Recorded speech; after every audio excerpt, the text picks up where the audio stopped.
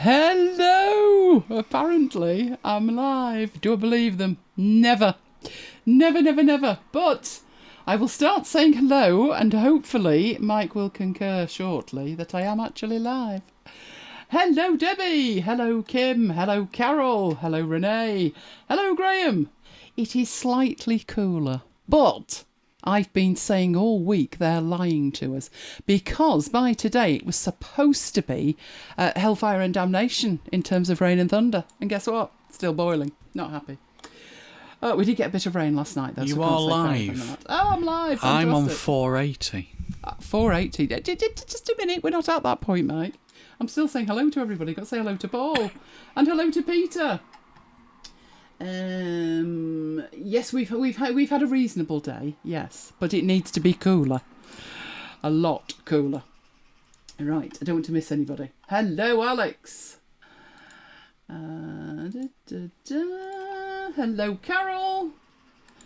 And I'm still going. I hope I've not missed anybody. I don't think I've missed anybody. Awesome. Right. Don't think I have.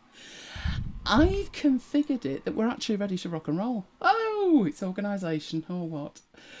Would that the rest of it was organisation. It's been a busy old week. So let me know what you guys have been up to in the chat while we move on. Fingers crossed that this does actually move. It's moved. But has it moved for you? Did the earth move for you? It did. Oh, fantastic. Oh, isn't it amazing when things actually work? Okay, so what we're doing tonight. We have the week at MacBites headquarters. Then we have MacBites. Oh, what's that about? MacBites. Then we've got the Evernote update. Don't get excited. Particularly not if you've got a nervy wallet. Not to give anything away, obviously. Then we've got the Advanced Scene Creator, the one that I intended to use for the layout. So we did the basics last week, got the full thing this week. Thought it was worthwhile showing you how on earth to manage the thing, because it's massive. If you ordered it last week, like Renee did, and I know somebody else did, but I can't remember who, forgive me, it's big, isn't it? It is, it's massive. Then we've got the final layout. So for reference, if you do have this thing, it's layout 14 that I'm looking at. Then Mike is doing pivot tables, and Kim may have had a question. She thinks it was pivot tables. Oh, so there may be a question coming your way, Mike. Okay. Then we've got drafts part 3. We're moving on to the mobile. Kit permitting. It's a bit dicey on the kit front tonight. Hopefully there'll be an unboxing, but it's going to depend on the camera. And I can tell you straight now, it's not looking good. But I do have spare cameras, so fingers crossed.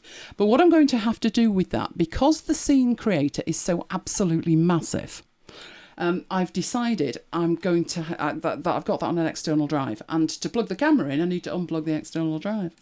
It's all making sense, isn't it? Tell me it's all making sense. So I'm going to have to fiddle with the camera is the basics of what's going on with that. Right. But now we've done that, we can move on. So now is the time to share. What has it done to you this week? Let me know. I need to know these things. Right, I was trying in YouTube to get so I could see the chat in YouTube on the device, and then that didn't end well because it's not doing it for me.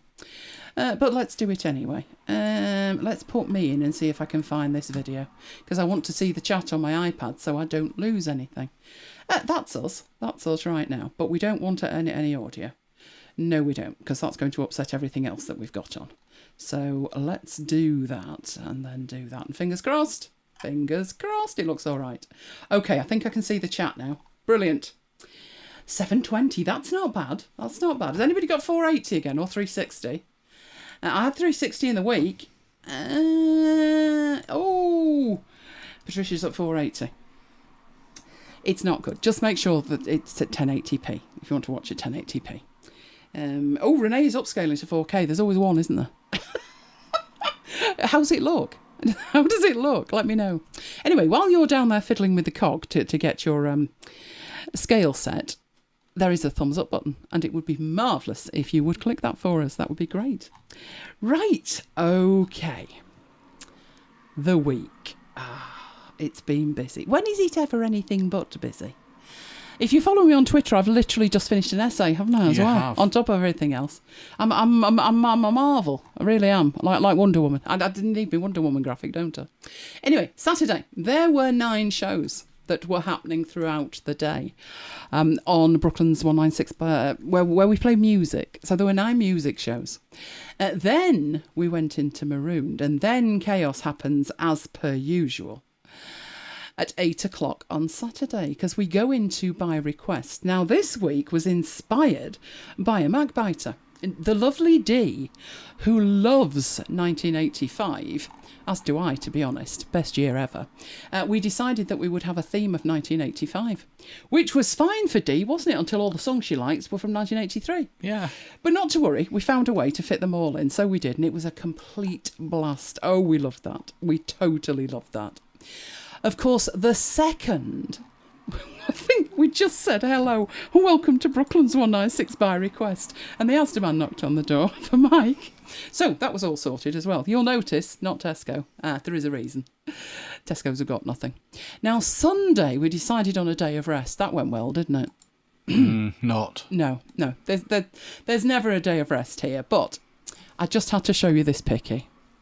Never let it be said that Mike isn't completely riveting company. Hey, Lola. She did her best to stay awake. Oh, dear. Yeah, well, that was a weekend over and done with, and then it was back to the grind again. So, Monday. Monday. We had great plans. That was why we were resting on Sunday. Great plans we had. We had a plan. We'll record a new MacBites. The only issue was the heat, and it wasn't going to happen. Well, at least not without killing one of us anyway. So, a plan B was required. I think on Monday, it was supposed to be the hottest day of the year. We broke that record 3 times this week. But we needed a plan B. So, Tuesday, but early in the morning. That was when it was going to be coolest. 4:45 in the morning. Was it any cooler? Didn't feel much cooler, to be honest. But another benefit of being up at stupid o'clock was cop the bin men.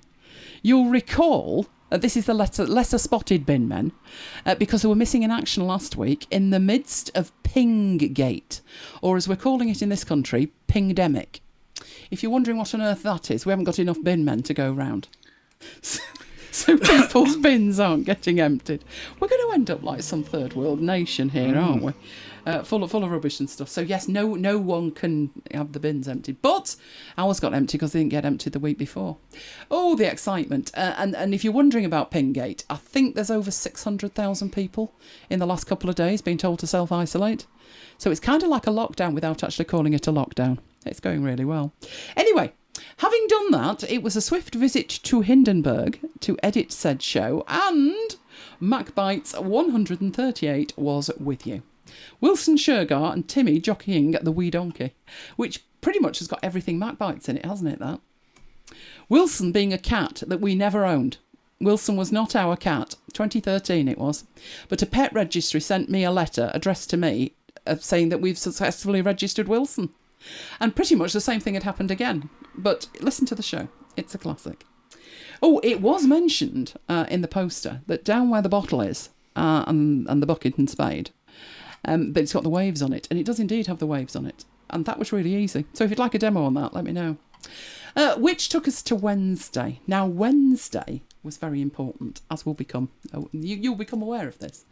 It was a meeting of the MacBites Hive Mind on Wednesday. It started reasonably enough. In fact, it started simple enough. And by the time we'd finished, before long, we had a plan. But more of that shortly. That took us through to Thursday when it was horrific. I've just about recovered. But the story is that I have the app on my devices for the CCTV. And Mike borrows my iPad. So I haven't seen this iPad for a couple of weeks. Which was that when I got my hands on it today and discovered, salutary lesson here, don't leave your iPad with Mike, 115 updates and a system update. Really, Mike? You couldn't click install? No, he doesn't install his own, never mind mine. Anyway, I recovered and that got us on to Friday. And of course, Friday is Two-Show Friday. Hold that thought. Right, so first section of the show, MacBites. Reason I'm going to talk through this is we had quite a lot of mails, didn't we? Like, oh, didn't know you had a podcast. Oh dear. So we thought we'd give you a smidgen of a history and all that we do, so you are aware of all that we do. MacBites started way back when as a podcast. So it was 2007, and Mike and I, together with a friend, also called Mike, that we met through the local Mac user group, launched an audio-based podcast called MacBites. And it's where we chat about all things Apple related. It's somewhat irreverent, let's look at it like that. Now, after 6 shows, our friend, the other Mike, decided that podcasting wasn't for him, and that left Mike and I. You know that Spice Girls song, 2 Become 1? Yeah, I always think of that. Yeah, this was 3 Became 2. So 14 years and 139 shows later, we're still going strong, albeit with a consistently inconsistent release schedule. But you can listen to the pre-recorded shows via the podcast app or via macbites.co.uk. We also usually premiere it on MacBites FM, which is our radio station. So once we had the MacBites podcast, after that came MacBites Live. So whenever Apple have an event, a WWDC keynote, new product announcements... Oh, do you remember the eventless event? That was one of their best, wasn't it? We're going to have an event, they said, on the 2nd of December, they said. So we all turned up in a chat room, and there was no event. So we chatted for 2 hours, and we had a great time. So anyway, that's what a MacBites Live is. I was poorly. You were poorly, I remember that, yes. But it's a tradition that bloggers and podcasters in the Mac community provide some kind of live coverage. And since 2010, we've been doing exactly that. So the legendary MacBites chat room means that everyone gets to have their say while listening to Used to Be Steve and It Used to Be Fabulous or Timmy. But back when we started our live coverage, there wasn't even a live stream from Apple. Yet again, we were showing that we had more balls than Apple. Because we were prepared to go live even if they weren't. You got a canned video later, bless them. After that came MacBites After Hours, and that started life as a one-off show. It was because the MacBites Live events were following the Apple events, and the Apple events, they were announcing stuff, and people were getting increasingly like, oh, that's terrible, I don't want that. So it was, the Apple events are interfering with us having fun with a live stream. So that was when we decided as a one-off show we'd broadcast live on YouTube one Friday night in November 2018, almost 3 years ago. We had a ton of kit to unbox and share. We had a new iPad, I had a new laptop, Mike had a Surface, and so much more. At the end of it, we said, well, that went well. Should we do it again next time? And the answer was yes. And again, 138 shows later, here we still are. We do unboxings of new tech and toys, but we've extended it and we have... hang on. Oh, that was quick. We've got tips and tricks and demos and tutorials and unboxings and all kinds of stuff. And since 44, Mike has done a regular Excel slot, which often has unicorns in it. So that's why the unicorn. Not to give anything away about tonight's demo. Not to give anything away again about tonight's demo, but might have a unicorn in it. Anyway, after that, we still weren't done. No. Marooned at MacBites headquarters was born, and it was born as a result of the COVID-19 lockdown. So it started in March 2020, a full week before our esteemed Prime Minister, good job Simon's not listening, our esteemed Prime Minister decided it was wise to go into a lockdown. He thought we were all going to breeze through it. We knew better and we went into lockdown a week earlier. And the plan was we'd have 5 shows, Monday to Friday for that first week. So it's a live show of about 60 minutes. It goes live every day from MacBites headquarters via MacBites FM, which is our radio station. All the shows are recorded, so if you miss a show, you can catch up. And while Tech Talk's welcome, the topic of conversations can be, well, anything and everything. And has been, hasn't it, guys? If you've been with us, it really has. It was really intended to be a way to support each other during the lockdown and isolation. That was the plan. Now, next Wednesday, the 28th of July, it's a special day. Drum roll, please. It is 500 shows. We really have been broadcasting every single day for 500 days straight on Wednesday. However, with the world seemingly to start opening up, we're not, but that's not the case. We think 500 is a good round number to go out on a high with Marooned. So Wednesday is going to be the last show, the last hurrah. Do join us. Don't miss it. It's going to be Wednesday night at 7 o'clock UK time on MacBites FM. Now, while it's sad to see something come to an end, fear not. We are not going away. It's just Marooned. Those meetings we had, remember those? They've been going on for a couple of weeks now. They have resulted in a new MacBite schedule. Completely new. So, are you ready? Poised with pen. We have MacBites After Hours, which is going to be at 9 p.m. on a Friday, the same as ever. Then, brace yourselves even more, the MacBites podcast is going to be released on Tuesday at 8 p.m. Have you got anything to say about that, Mike? No, not a thing. It's going to happen, trust us. Then there will be a MacBites Live in September, because there will be an Apple event. Of course, every year we do the MacBites Advent Calendar, so that's the whole of December taken care of. And particularly this year, we have MacBites the book launch. So there's going to be plenty of MacBites, not going anywhere, we're not. And of course, all the time, 24/7, we're in Slack. So do join. It's macbites.co.uk/Slack. So, with that, and I can't quite see the chat at the moment, which is probably a good idea. There's a lot of tears. Tears. Oh, no. 7 tears. Oh, no. Oh, no, don't sing, Mike. No, anything but that. Right, so let's have a look at the full session for tonight, starting with Evernote. Oh, let me know in the chat if you still use Evernote. Right, Evernote. I've used it since 2008. And I still use it, even though I use it in a very limited way. So I think of it as being an archive filing cabinet. If it's actionable, it's probably not in Evernote. But I think of Evernote as being notes. So all I'm interested in is that I can find my notes in a notebook. Tags are reasonable, but just find my notes in a notebook. Evernote have recently brought out version 10, and we all know about that. This isn't that update. This is a completely different update. This is to do with changes that they've made beyond that. The first thing that we knew was on YouTube. This is Evernote's channel on YouTube, and if you look at next to each of those videos, just underneath, 10 hours ago, 11 hours ago, 11 hours ago, yeah, how many videos did they put up on one day?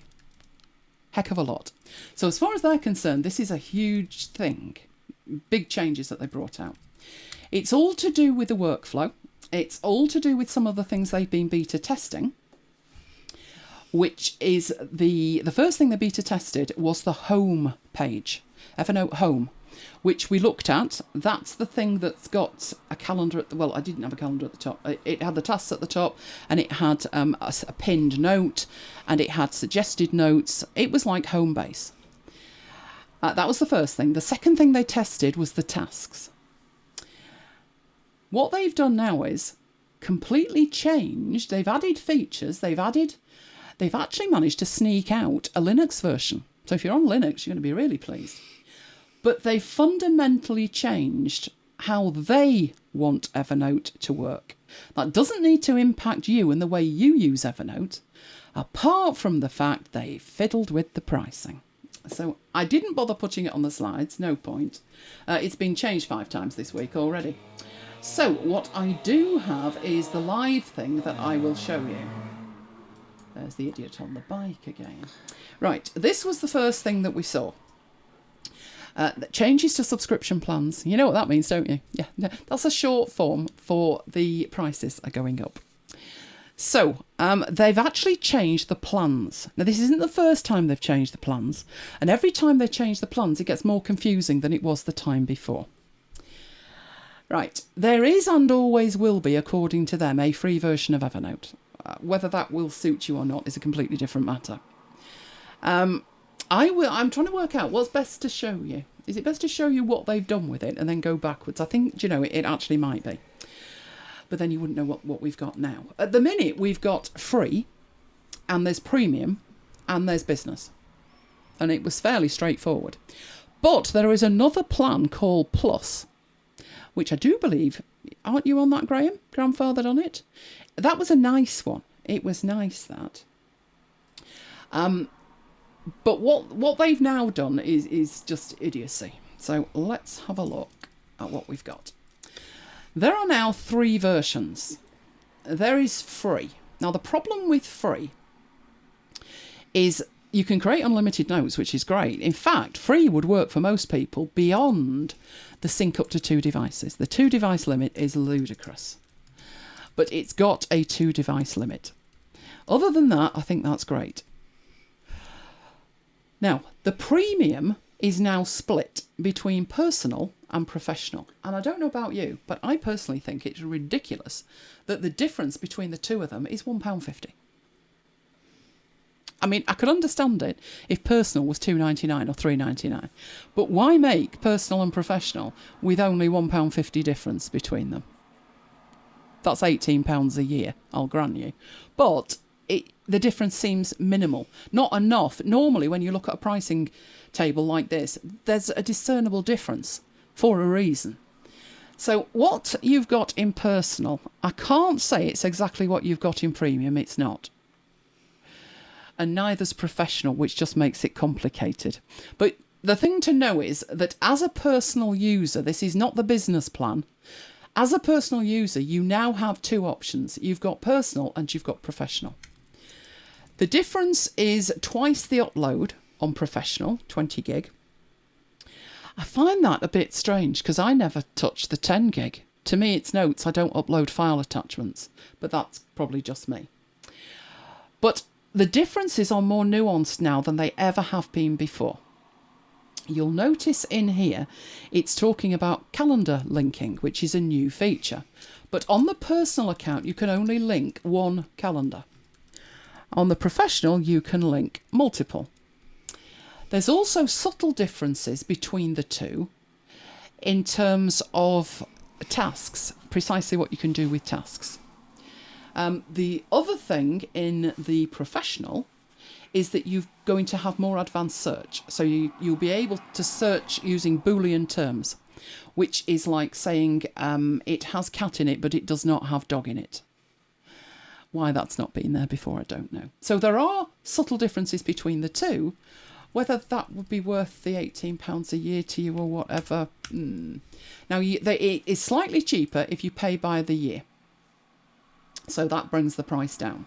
So personal is going to be $54.99 a year and professional is going to be $74.99 a year. Which is strange to me because the difference between the two of those is £20. But the difference on a monthly one, that's 18. So there's no logic to the pricing. Just accept it. That's what it is. Now, what does that mean depending on what you've already got? Now, so let's whip back into here. This is where it tries to explain it. Trust me, it's not easy. Right, it says, if you were on Evernote Basic, that's now Evernote Free, and it's the same. It says you've got all the features, plus tasks. That's kind of true and kind of not true. You have access to tasks, but only to create them. You do not have full access to tasks, to do all the things that tasks can actually do. But if you're on the basic plan, which is now the free plan, and you don't really need anything fantastic in terms of tasks, then you'll be fine. Nothing really has changed. Right, if you were on Evernote Plus, which that's been gone a while. Let me have a look at the chat. Did Graham say he was on that? I'm sure Graham was on that. He didn't come back and say. Oh, well, I'm sure he was on that. Plus used to be between free and premium. So I do wish they'd stop changing these plans and always using P's when they do it because it gets confusing. But Plus used to be between basic and premium. And it was less expensive with fewer features. But if you were on that plan, you get to keep that plan. So that nothing changes for you. As it says, you're still on that plan while it's available, as long as you maintain an active subscription. And what it means by that is, if you decide that you don't want to pay this month or next month and then come back, you can't pick up that Evernote Plus plan because it doesn't exist anymore. So you would then have to either upgrade or downgrade, one or the others. The price hasn't changed, and it says you've got access to all the features plus access to the tasks. But again, you've got the issue of the fact not all the features of the tasks. The way that's worded implies that it's all the features of the tasks, but it's not. Right, the next one you've got is if you were on Evernote Premium, which I am. And it says there, no change. But also see that it says Evernote Premium legacy price. At this point, I'm like, what? And what it means is, if you were on Evernote Premium before the price went up and they grandfathered you on the price that you were on, are we still following this? Then that is known as the legacy price. So you'll actually pay a lower price than new Evernote Premium subscribers. So if you were an Evernote Premium subscriber and you've only been subscribing for 2 months, you wouldn't be on the legacy pricing, you would be on the new pricing. So what it's saying is, Evernote Premium Legacy users are now in the same category as Evernote Plus users. You can carry on as long as you don't stop your subscription. So as far as what happened to me was, because I've been there since 2008, nothing changed. Apart from the fact it says I've got access to tasks. But guess what? Not all of tasks. And this bit's where it got even more confusing. So the bit at the top, this bit here that we're looking at, the legacy price is Evernote Premium, and then it has this extra bit down here, which is another type of Evernote Premium. I have no idea what rack rate price is. What's a rack rate? Oh, no idea. Never heard that term before. I presume it means the current price. Right, if you were paying the standard price for Evernote Premium, or the rack rate price, dear me, right, you have been transferred to Evernote Personal. Unceremoniously moved from where you were to Evernote Personal. It says you've been upgraded to an all-new plan, and your subscription has not changed. Okay. Graham says apparently I get to keep Evernote Plus. Yeah. If you were on it, you're grandfathered, but don't stop paying. If you stop paying, you're lost. Same with me with Premium. So if you were on rack rate price, standard pricing, you've been transferred to Personal. And it says you've got all of the Evernote features that you had before, plus access to tasks and calendar integration, which sounds grand, doesn't it? But people are kicking off because that happened without their acquiescence. They just got shifted. And the only reason that I didn't was that I was on legacy pricing. Then there's Evernote Professional. So this is new subscriptions. Nobody's on that unless you actively change your subscription to Professional. And that's the one that's got all of the features. And then the only other account type there is Evernote Business. And if you've got an Evernote Business account, it's now going to be known as an Evernote Teams account, which makes total sense. Everything is changing to the word Teams because people are deploying this at home. It isn't necessarily business. And you'll keep everything and you'll get access to the new features. So the new features are the Tasks integration, the Google Calendar integration, and the customization of the home view. What do we think? Do we think that's good or bad? I must admit, I felt that it wouldn't have killed them to transfer everybody who was on Premium to Professional and be done with it. And then reduce the price of Personal. Because there's just not enough of a distinction between the two, as far as I'm concerned. So I think they've upset everybody again. If you need to put the price up, then put the price up. But why start fiddling around with the account types yet again? Because now it takes 10 minutes and a diagram to explain what equates to what.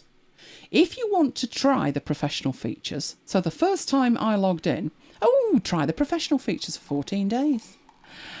but you've got to then transfer your account, and I don't particularly want to do that. So you don't automatically get access to those professional features. As far as I'm concerned, the features that they've added, this calendar integration and the tasks, I've watched all of the videos, I think there was about 30 of them, and I thought, this isn't Evernote. They're trying to be, there's an app called Agenda. Anybody heard of Agenda? Where the notes attached to your calendar, which is exactly what this is. So there's Agenda already, they've been doing it for years. Craft have just added calendar integration. Things already has calendar integration, and it does your task management. And I actually sat and thought, there's some of the features, like the customizations of the interface, that I would really love for my notes. So Evernote Professional would be great for that. But I don't want all this integration stuff. I don't want notes integrated in that way. I personally just don't. And there is no plan now that really particularly suits me. I did do the Googles and find a fabulous app that I've heard before, but I've never actually tried. And I worked on the principle, do you know what, Evernote's the standard, I'll stick with that. But just to show you this other app, might be worth looking at if you are peeved at the pricing. And it's called Nimbus Notes. And it is this one here. And it does look amazing. This is the interface, and I'm loving this table with the checkboxes. Oh, I'm looking at that and thinking, oh, if only that was Evernote. If Evernote looked like that. But the two features that Nimbus Notes has, which is amazing. You have folders. You can put your notebooks inside folders, which Evernote has stacks and it's limited. This has folders, and you can organise your stuff however you want. So your notebooks go inside folders. That's cool. You know, of all the garbage that Evernote introduced, why not introduce folders? There's an idea. The second thing that this has is the ability to have like a workspace. So a little bit like Drafts. Have a workspace that you have pre-filtered for a particular project, or maybe all your home tasks versus all your work tasks. And that way it filters out of your view, gives you a perspective looking at one particular thing. That's clever. This is a paid for thing. You can download it for free. The ratings are amazing, to be honest. The in-app purchase is $4.49 a month or £40.99 a year, which is considerably cheaper than Evernote. So that looks like a viable alternative, but I've not actually, you can see I've not even downloaded it to try it, because I talked myself out of it last time. I thought, stay with Evernote, you know, stay with the beast, you know. But I'm now at the point where it's like, do you know what? The stuff they're adding is not the stuff that I need or want. So I might well try something like Nimbus. Right, so yeah, that's what they've done. Who thinks that's a good idea? I just think it's, like somebody's just said, haven't they? Let me get my glasses. Where's my other glasses? The ones where I can actually read things. Let's have a look at that. Right.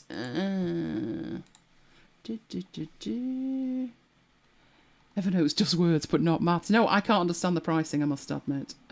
Graham's going to keep Evernote Plus. No idea if it's good news or bad news, because Renee's never used it. Think yourself lucky, Renee. We spend most of our time jiggling up the prices. It is just an illusion of choice, to be honest. Yeah, I like that, fudging financials. That £1.50 difference is really like saying, go on, come on, you want to try the Pro one. But the wording of it worries me. What worries me about this is, if you actually look at this wording, the one that I've got, actually this is even worse. So at the moment I'm on premium, and there were two premiums, the legacy premium and the rack rate premium. If you actually look over here, because I'm not being shifted from Evernote Premium, mine is not Evernote Personal, I don't get access to the calendar integration. That's only there for premium users who have been transferred to Personal. And it says Google Calendar integration, which looks grand, doesn't it? And when you look at Professional, it says Google Calendar integration. It says exactly the same. But there's Google Calendar integration and there's Google Calendar integration. Because if we go back to the other one and we read the small print, connect primary Google Calendar account. What does that mean? What is a primary Google Calendar account? Is it my Google Calendar account? Or does it mean one calendar from my account? Because I have more than one calendar in my account. I have calendars shared with Mike. What exactly does that mean? Because by comparison to this one, it says connect both personal and workspace Google Calendar accounts. So I actually don't know whether I get one calendar with that $54.99 a year, or whether I get all the calendars in my account and that the Pro one just lets me connect multiple Google accounts. I've got no idea. It doesn't really explain it that well. So that's where I'm at with it. Now, we've got a question here. Where did that just go? Do you know if you can import notes from Evernote? If you mean to Nimbus Note, I would have thought it would read Enex's. So let's go and have a look. Nimbus Note, import Evernote. How do I import notes from Evernote to Nimbus Note? Oh, if it can do it, I'm off. I'm off. Yes, you can do it. So, read the article. Let's read the article.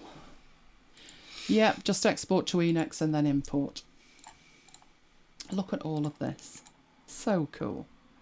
There's the workspaces I talked about. Nested structure with unlimited subfolders. Oh, I want to move now. Block editor. Oh! Oh! Upload your Evernote data and get a month free. That's not a bad idea to have a play around with it, is it?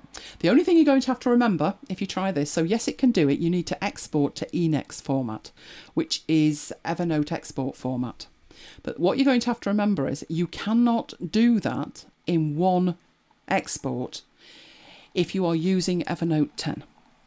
Evernote 10 is a crock of bad words, and it can only export by notebook.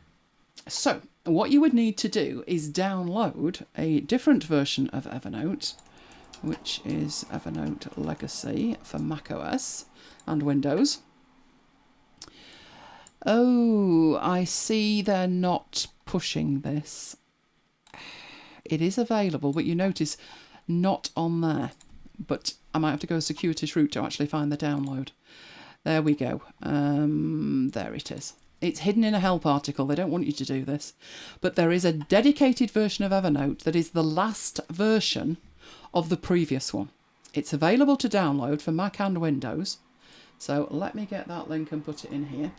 If you download and install that, you'll be able to export the whole lot and then import it into Nimbus, which is possibly the way that I'm looking at going. Because the stuff they're adding, I'm not interested in.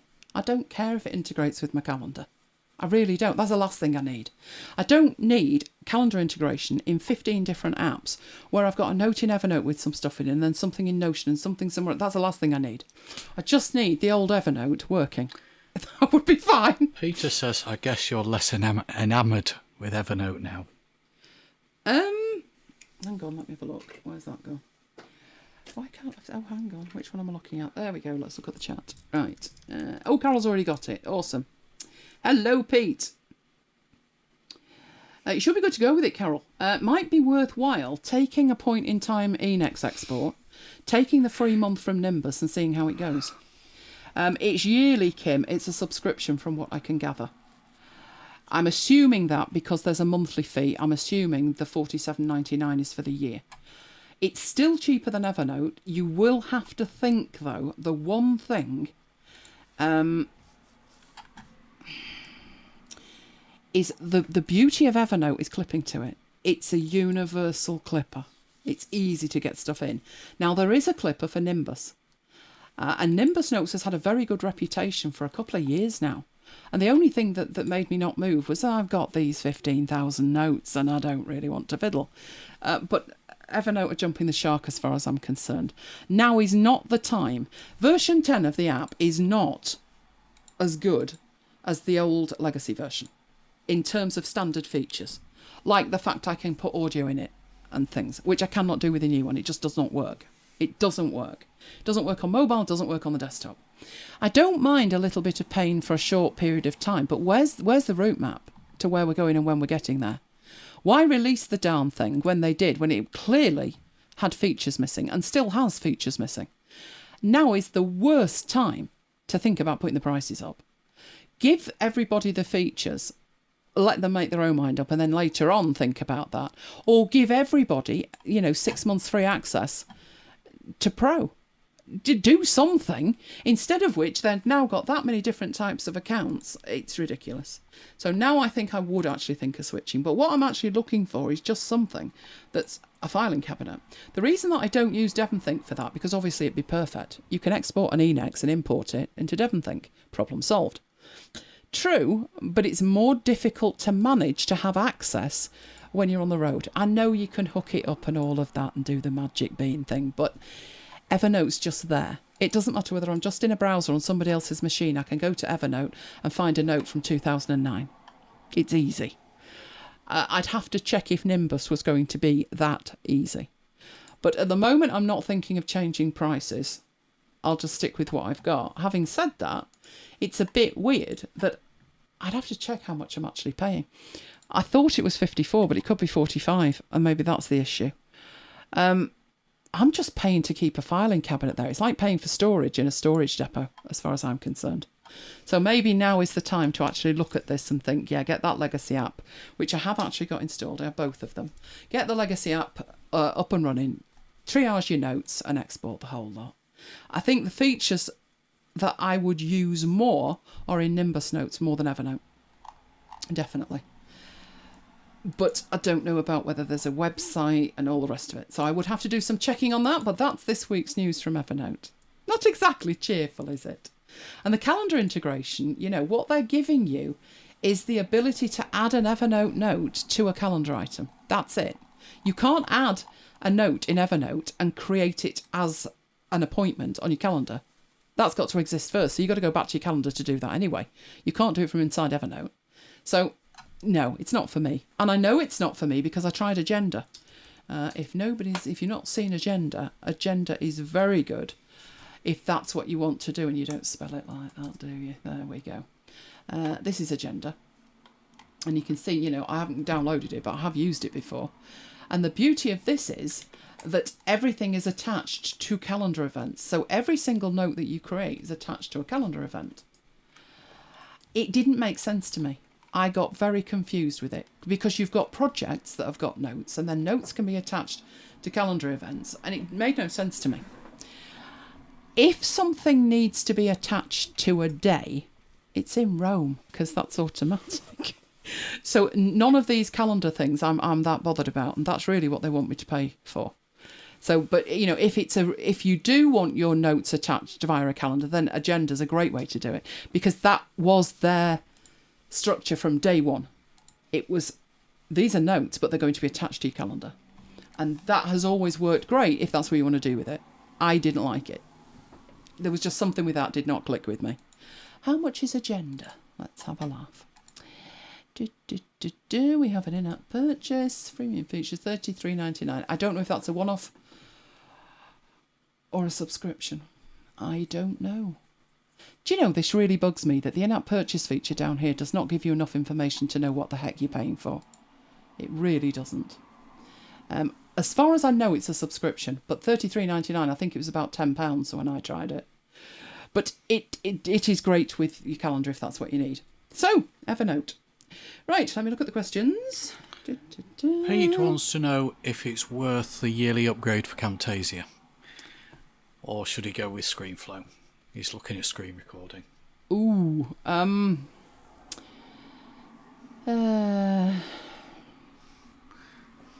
we've got a what's it for that? He's on a Mac, isn't he? Can you go into Slack and get the link? It was a link that Tracy posted and said that Johnny had posted it and it was still working. It's a discount. I would go. It depends what video you're making, Pete. If you are editing standard video, like you've got a video recorder and you're editing that, so talking head or stuff like that, maybe ScreenFlow would be better for you. I'm loath to recommend Camtasia because the reason that I use Camtasia is very specific to screencasting.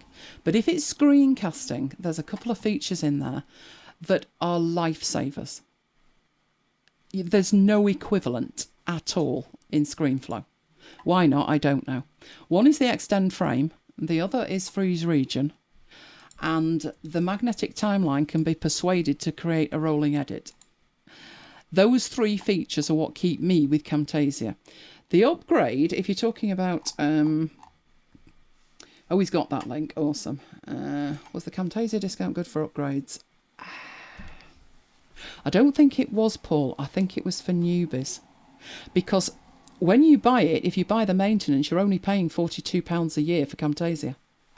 There is a new version of Camtasia released every year. And if you take the maintenance contract, you get the new version free of charge. So you are in effect only paying £42. So that's why we do it. I have bought it in the App Store as well because I need it on multiple machines. And considering I use that all day, every day, it's worth it. So it depends. Use more for recording screens and editing in Final Cut rather than live casting. What's the editing that you're doing in Final Cut rather than Camtasia or ScreenFlow? Because once you take screencasting recording into Final Cut, it'll grind to a halt. The rendering, it will just take ages, whereas it doesn't in Camtasia or ScreenFlow. Don't use QuickTime. You'll kill the machine. It'll melt.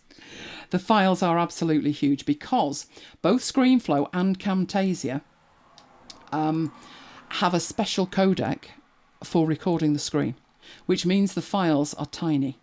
A while back, it broke in ScreenFlow on the MacBook Air. It couldn't record at a certain screen size. So they told me what to do, which is something in the preferences about the codec you use. So I did what he said, and he said, be warned, you'll get big files. 10 minutes into this recording, I had 130 gig of a file. They weren't joking. So no, steer away from QuickTime for recording. Use ScreenFlow or Camtasia, it doesn't really matter. But if you're doing screen recordings and you need to do any fixes to them, then Camtasia is better for that.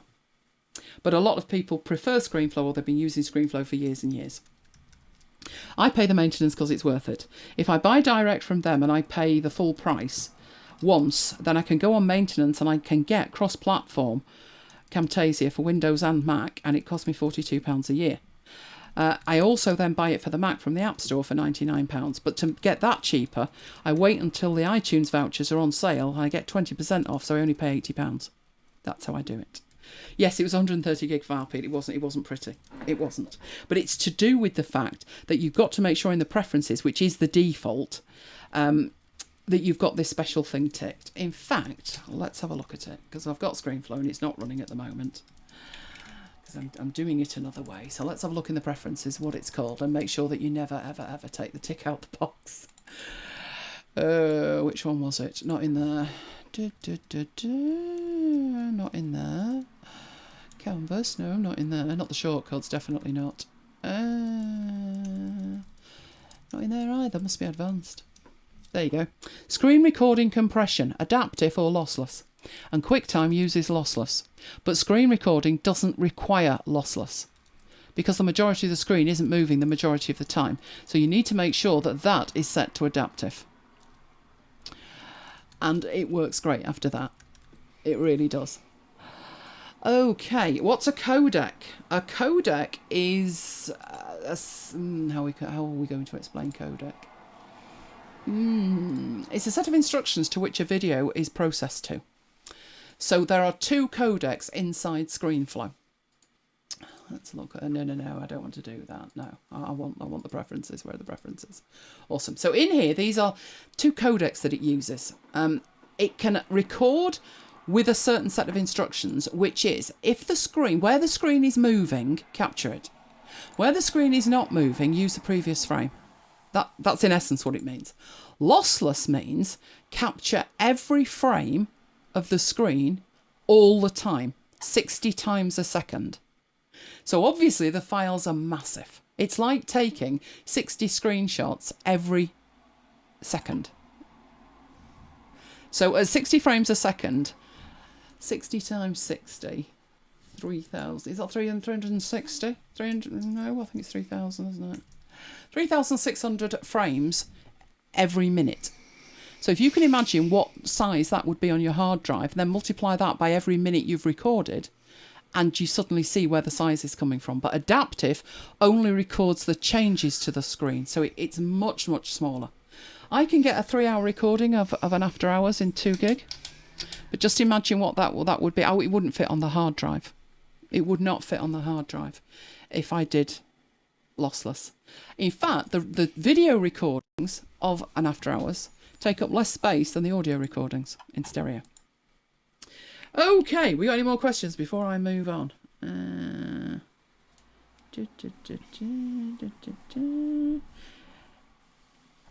Yeah, it's how a video is compressed, and sometimes when it comes to playing it back, you may try and play the video back in a player that doesn't support that codec and it won't play. So it's a set of instructions.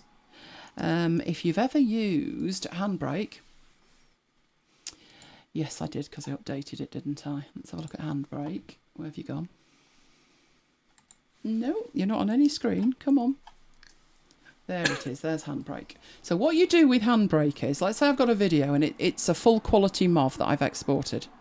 I would drag and drop that into here and then choose how I want it to be viewed. So in my presets, do I want to get this video out fast?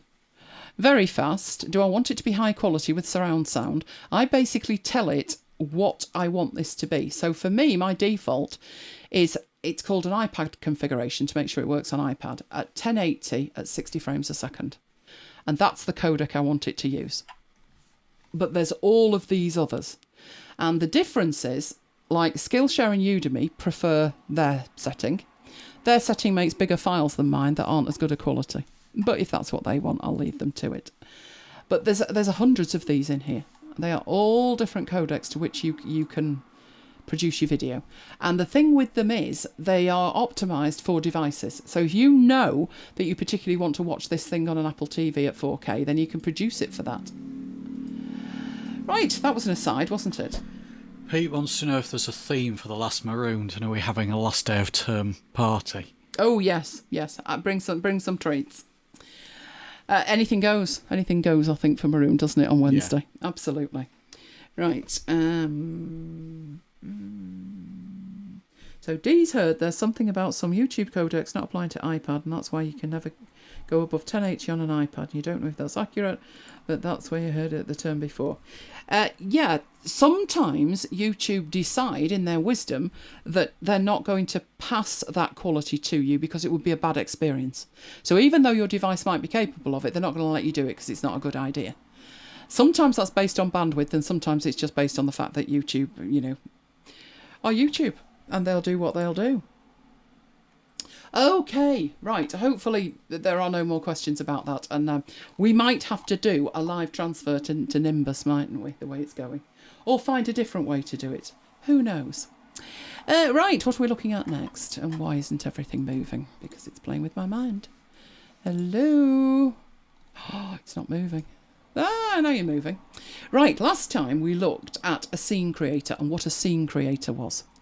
And we mocked up something really quite cool in 5 seconds flat. But I said to you that wasn't the one I actually wanted to use.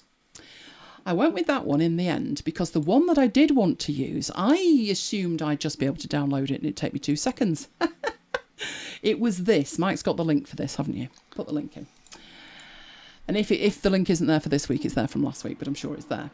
Right, this was the one that I wanted to use. So what I'd done was, I'd gone to Elements, and there were plenty and they were lovely, but this was the one that I wanted to use. So I bought the thing to find out it was massive. I mean, like 70 gig of downloads, and then you've got to try and manage it. So during the week, I've sorted it all out, know exactly what I need, written on the desk, highlighted in red. But to manage something this size is a nightmare. So I thought I'd show you how I intend to organise it. So we are looking at scene creators, which are, as we looked at last week, exactly the same. But, oh, good grief, how many Finder windows have I got open here? Let's keep going, shall we? There we go. I will bring this on the screen now. And I've folded all of these up. Right. There we go. Renee says no new deals. Well, it's tightly closed. Nothing this week, Renee. You bought it last week. Right. What I did was I downloaded it. And this was what I got. So first off, let's have a look at the size of that. That is 43. No, hang on. What have we got? All of these items are 269 gig. You might need to buy a new drive, Renee. Now, it's 70 gig to download it, but what I've done is I've unzipped everything. This is why I can't have the camera plugged in yet, because I've got this external drive plugged in, which is a 2 terabyte SSD. So it's 270 gig of content in there. So how on earth do you manage that? Right, well, the first thing that you get, I always create an admin folder at the top. So I have seen Creator Bundle. I would probably make that more explicit and maybe put a date on it so I know when I bought it. But in my admin folder, I've got that, which is just the invoice. So I put the invoice in there. I also put in there the screenshot. So if we were to go... where did that disappear to? Did I minimise it? Did you put that in the chat, Mike? That link? You did. Oh, you're fantastic. Even if I say so myself. Right, let's bring that on. It's having a think about it. What I do is I take a screenshot of that. Not the top bit, that's less relevant. All of this bit. I take a screenshot of that. And I would do it by sending it to DevonThink. And that gives me a full scrolling screen cap. And this was long. Remember? Massively long. If you haven't got DevonThink, but you do have something clever like Vivaldi, then you can use the take a screenshot thing in here and you can say full page. Save as a PNG and then just capture it and it'll toddle off and capture it. Now this is huge. This page is so long, but it will actually capture it for you. Now why am I bothering doing that? And where's it put it? There it is. Just to show you how. Wait, don't disappear. Right, come back there. That is not good, is it? Hang on. See if we can get it back. It's there. That's how long that page is. But the reason that I do that, so let's pop that in there with that, is so I can quickly, at a glance, see what was in it. That was what made me buy it. Another thing that I do is to take the URL, so just grab the URL and drop that in there as well. And that way, these deals, even after they've gone, the page stays there and I can go back and I can look at, what made me buy this. And it's a quick way for me to go back and think, oh yes, I bought it for that, I remember. So that's what I do with it. So that's the first thing. Right, the next thing, so let's wheel this back on, is in this circumstance, there was a user guide to it. So I've put underscores at the top, 2 underscores for admin, 1 underscore for user guide. And in the user guide, let's fold it up, you download that zip file. That's the first thing that you download. You unzip that and you get this folder. And in there you have 3 things. There's the user guide to the mock-up bundle. But it's more than one bundle. So if we open that, you can see here, it gives you the guide. And it tells you that there are 3 things in it. There's the version 7 Scene Creator top view, the version 2 Scene Creator front view, and then within this, there is this print mock-up and a range of others. And it actually gives you the link, and obviously I can't scroll down because it's a public video and these links are for people who purchased. But what I do is, when I've downloaded them, I put this big tick next to it. If you remember, we looked at annotations. And one of them is a stamp. So what I do when I've downloaded it, not that one, this one here, I get that and I just put a tick on it so I know that I have actually downloaded it. And I've done that all the way through for all of them. So all of that was done. But what all this PDF does is explain what's in it and give you links to go and get it. But these 2 are separate. Because these 2 are so huge, these 2 are separate. So what it's telling you there is you've also got these things. And these are other guides. So this one, open up that one, and that's a guide to the front view. And again, it gives you table of contents of what's in it, what's changed, what items are different, etc., features of it. And then down below that, if I scroll down any more, it will give you the links to download them. And again, when I've done it, I put ticks on them all. And the last one, similar story, it's its own file. There it is. And as you briefly saw there, when you get that download files, I just put ticks on it to organise it. It's just way easier that way.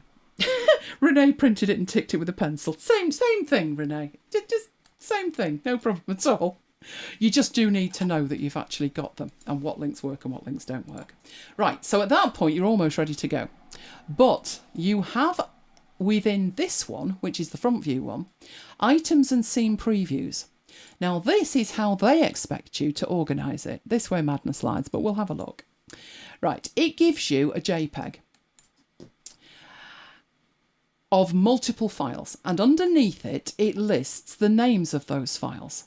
So you're looking at that and think, oh yeah, I want the one with the blue stripes. And underneath it, there's the name, and then you go and find that wherever it is. 1, it's too small. 2, I can't see the file name. So while it's a good idea, I don't think it is the best way to organise it. These are the predefined scenes that it's got. But again, difficult to see because it's just so big. Now, if you were to open this, which obviously you can do, then you can zoom in and then you can start having a look at it. And these are the scenes that I've been looking at. Although I haven't touched the one for tonight, I thought I'd do it cold. Because, you know, like life isn't stressful enough. I don't see my scene on there either. But that's how they expect you to work with it. I don't think that's the best way to work with it. You'll drive yourself mad.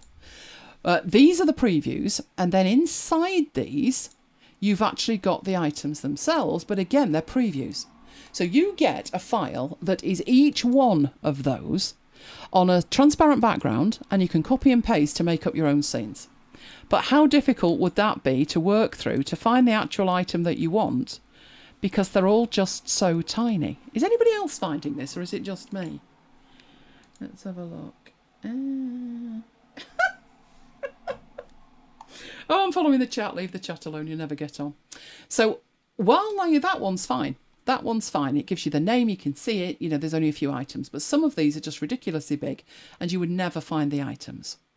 But it's one way to do it. That's the way they expect you to do it. That's not the way that I'm going to do it. Right. There is one more way. So going up from the admin, we're now at the very top level. It's split up into 6 parts. So the entire scene creator is split up into 6 parts. So it's starting off with the logo mock-ups. And how I've organised it is in that folder, the zip files are what I downloaded. The folders are what I unzipped to.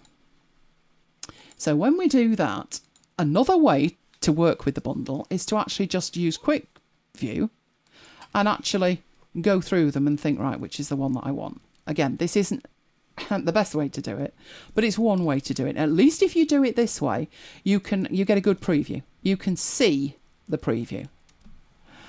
So that's another way to do it.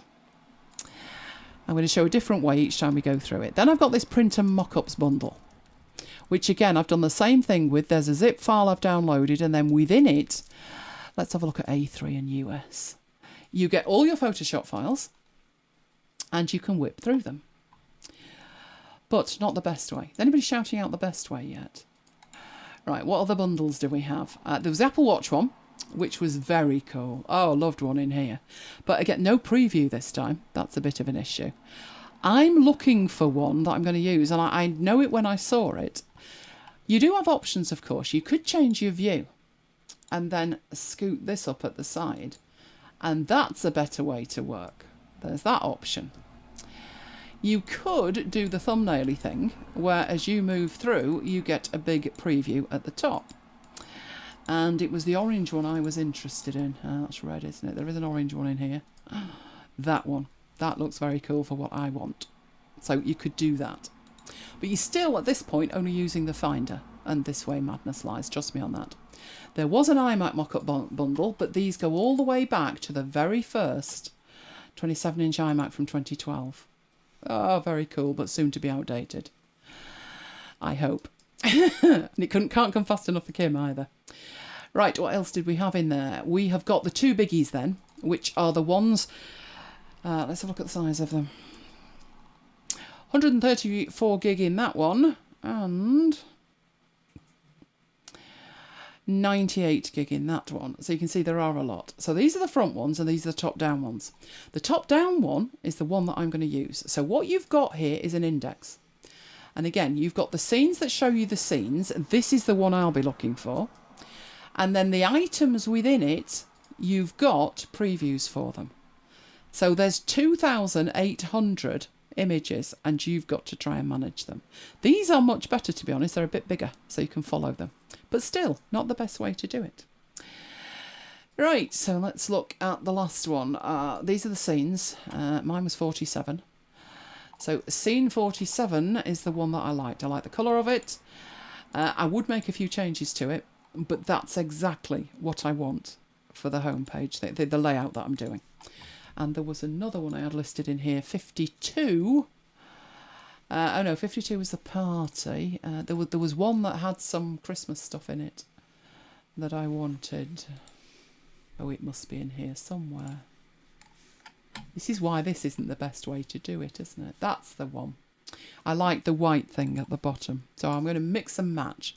But that is the options that you have here. Now, what I think I'd do, the reason that they're zipped up like that is to break them down into something that's manageable. If we look at, like, there's 1 to 10 and 11 to 20, 21 to 30, 31 to 45, and then 46 to 58. Why are they in separate folders?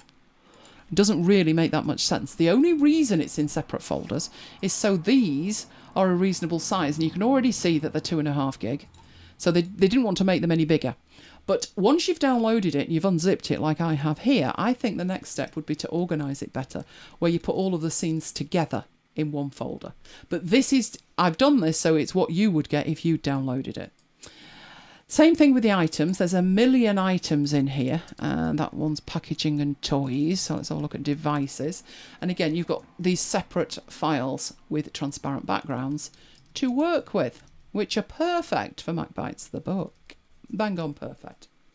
But managing them, complete nightmare. So that's what we've got. Anybody got an idea of the best way to manage that? And obviously it's not in here.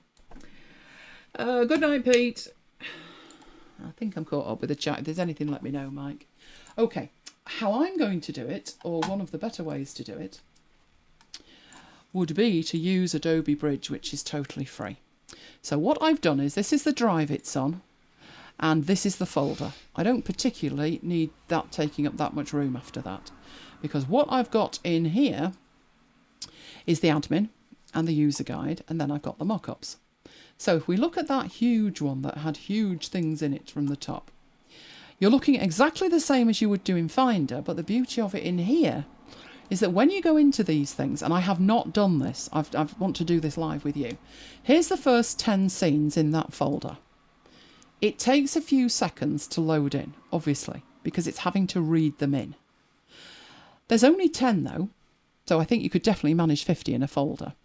But the beauty of it is, when I go back and I look at the next however many, so about 10, again, it takes a few seconds to load them in, but they've loaded in. And I go back to the scenes again, and then I think, no, I was looking for one in 1 to 10. It's instant this time. So if we go back to 11 to 20, they're straight there. And that's because Adobe Bridge creates a cache, and it writes that cache out to the hard drive. This is fantastic because it means we'll be able to navigate all of this stuff really quickly. So they're the scenes, but look at the items. We've already said there's thousands of items in here. So these are art supplies. And as I'm going through, there's quite a few. There's 108 there. But if I do this once on every folder, that's it. I'll have a cache built. So there's the art supplies. These are the decorative ones. Let's have a look at the animals. I'm not sure about decorative swans myself, but there you go. What else have we got? So all I'm doing is going through these and just opening them once. And it means in the future, everything will be straight there. Also, you can start adding meta to these. So the story starts with the scene creator, but it doesn't have to end there. To get the best out of the scene creator, and the more advanced the scene creator, the more important this is. Find a way to work, be it Adobe Bridge, which is free. Fingers crossed, we'll have Affinity Bridge come asset management app whenever. Or this PicSave, whatever app you use, doesn't matter. But if it's got keywords in it and it's got the ability to create creations, then all the better. Because it will mean the difference between being able to find the item that you were convinced that you had that you now can't find. So you're going to have to go out onto the internet and get an alternative, which isn't the one that you wanted, but it'll do. You don't want that. And not using it at all, because you'll forget that you've got it. So this is what I do with it. And it does take, today, even unzipping this lot took a while, because it's huge. It's absolutely huge. But once you've done it once, that's it. Then organise the stuff. And then what I would do is take the zip files and put them somewhere else and work with these. Just never make any changes to these. But you've still got the zip files if you need to re-download them. There's 81 in there and you can see how fast it's doing it. But the thing is, it's also writing it out to the hard drive. So if I decide to move this lot to another hard drive, it'll move the cache with it and then just update it when I open it in Bridge. So, any questions on anything to do with that? We have looked at Bridge before. There's a whole session on Bridge, if Mike can find the link. It's on the channel. It's the Adobe Bridge one. Okay, right. So, the one that I was using was one of these. It's going to be the Scene Creator, and it was 47. So, it's going to be in here. So, let's load that lot in.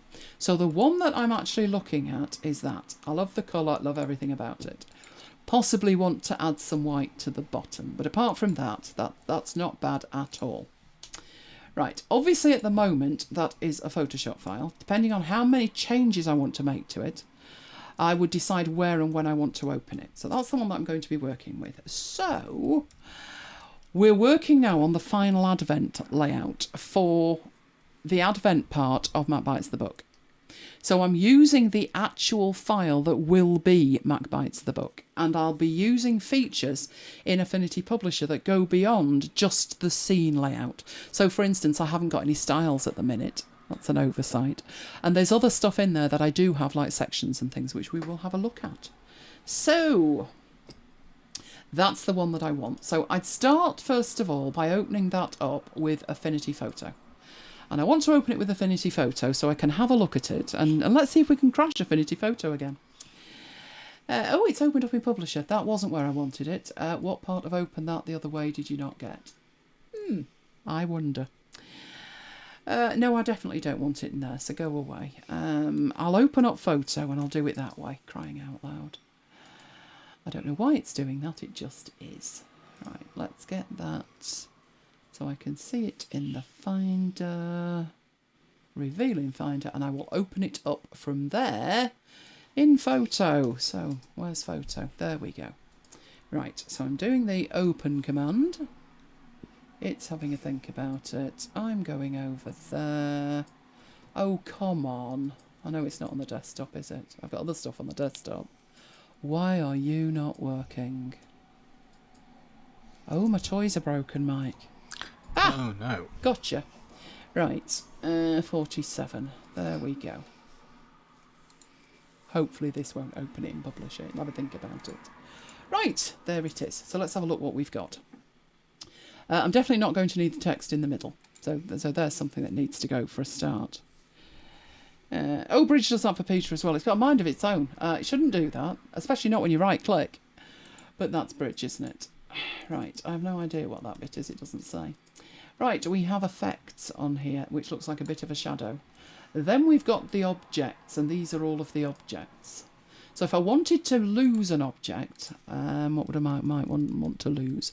Say like that one over there. All I actually need to do is to come into here and actually turn that off. That's not the one we're trying to turn off. Where are you, for crying out loud? You're one of these. We've got a whole range of effects in there, but it's the objects that I'm looking for. So it's going to be an object in here, isn't it? I have no idea which one. No, I don't want to lose the ribbon. I like the ribbon. The ribbon's cool. Let's say we want to lose the little man. Poor guy. Just toggle that off. Obviously, same principle if you want to bring things in. Now, actually, on the right-hand side of that, it might be better for me to either delete him, hide him, or move things to make a little bit of room. And the reason for that is this scene creator is going to go over 2 pages when I've finished with it. Or at least I hope it is. So I might want to think about that. The other way I could do this, potentially, I'm checking whether it's going to crash on me, right royally like last week, is I could actually separate out the background in here and then use the individual pieces individually.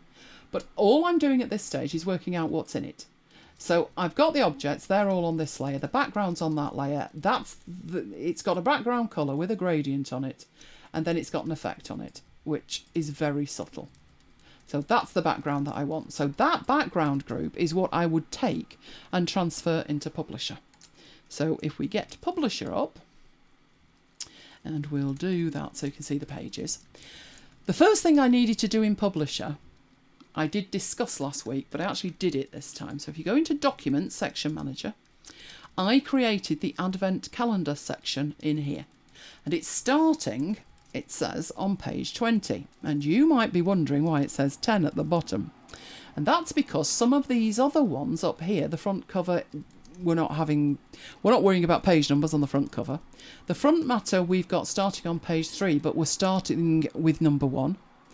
The preface was starting with 1, the table of contents was starting with 1, and then finally we get onto the real page 1, which is actually page 13, which is why, despite the fact this is page 22, it's actually page 10. So that's what I've done already. Next thing I would need to do is to paste that in there. Now, having a look at it, is it fitting? I have no idea if that's fitting or not. It doesn't look like it. It looks like it's way big. But then what's what? Which bit am I actually moving here? Good grief. Should be moving the whole lot. All of these.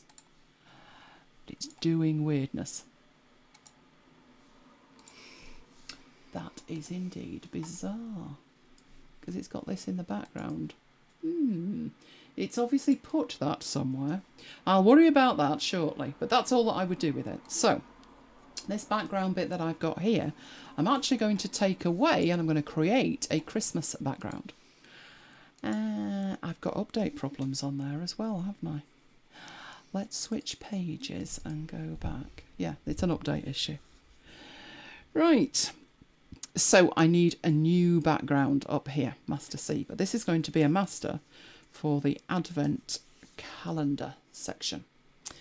Everything else is, I'm quite happy with everything else. Don't really need to make a difference. I will make them facing because I am going to want it on both sides, but I will add it and thus it is there. Put that on it and then make sure that that is applied. I think it was 22 we were on, wasn't it? There it is. So we have the background. You can also Control and W just to see what that will look like. And that tells me that there is an issue with that. Some of it in here is not covering all of it. So I would need to get that down there. So I'm stretching out that big to make sure it covers not only the entire thing, but a little bit wider as well. So we've got something in the bleed there. Right, let's go back and have a look. And do the Control and W, which turns off everything so you can just concentrate on your content. And that looks mighty fine. Happy with that. So let's turn the bits on again. Right, so far so good. Now we need to go back into Photo and think which of these we want to take with us. So all of the objects are actually on here. I have no idea if I copy this, whether it's going to crash or not. Fingers crossed. But just before we do that, there is a way here to change this. So these are effects that you can turn on and off, depending on what you want. That top one gives that a much deeper look. So something like the effects in there might be an idea. Just depends. But they're all there, and you can copy them across individually, or you can apply them in here.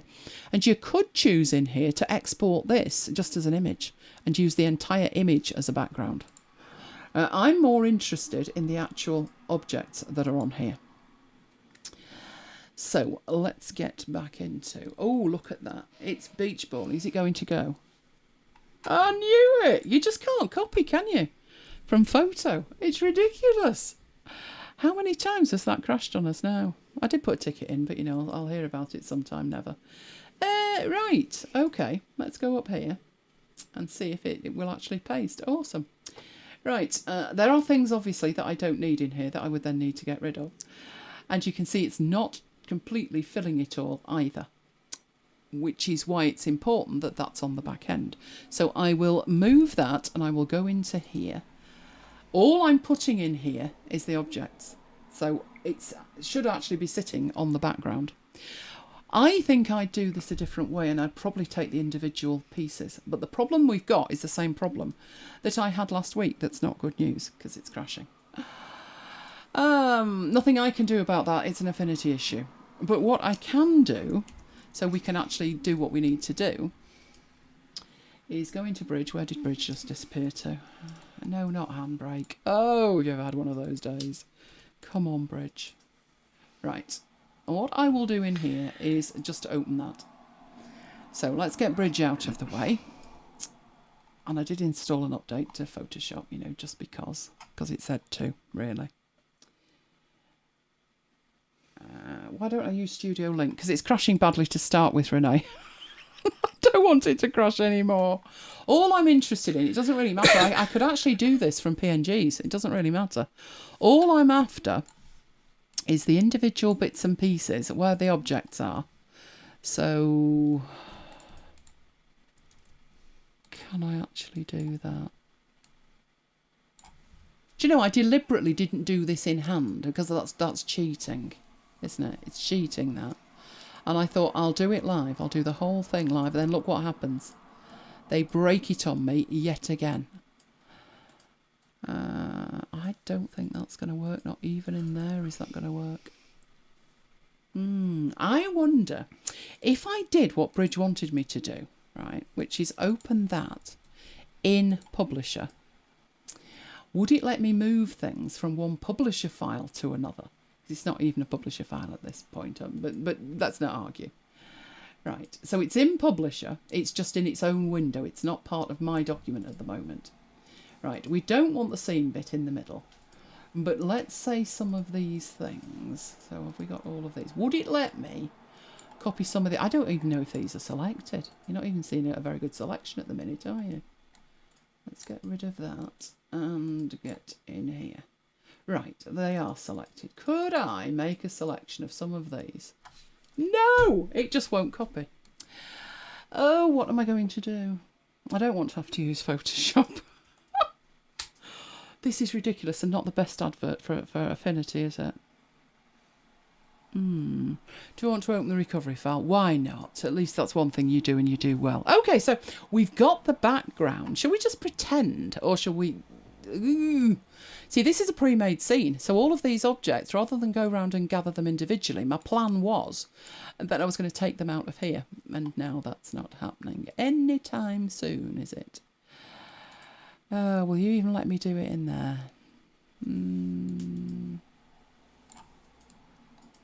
Right, I'm going to try in here and see if I can do that. Do you know, it doesn't look like I can. I know it quit. I know. Right, let's see if I can. If I can, great. If I can't...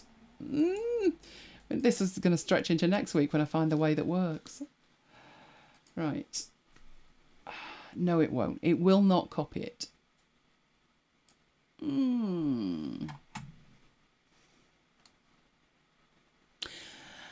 Okay, what we'll do is... I can't do much with that file. So what I'll have to do is, rather than use the scenes, I'd have to go back to the items. And in here, find the actual items. Right, are there any questions at the moment? Save them as assets first.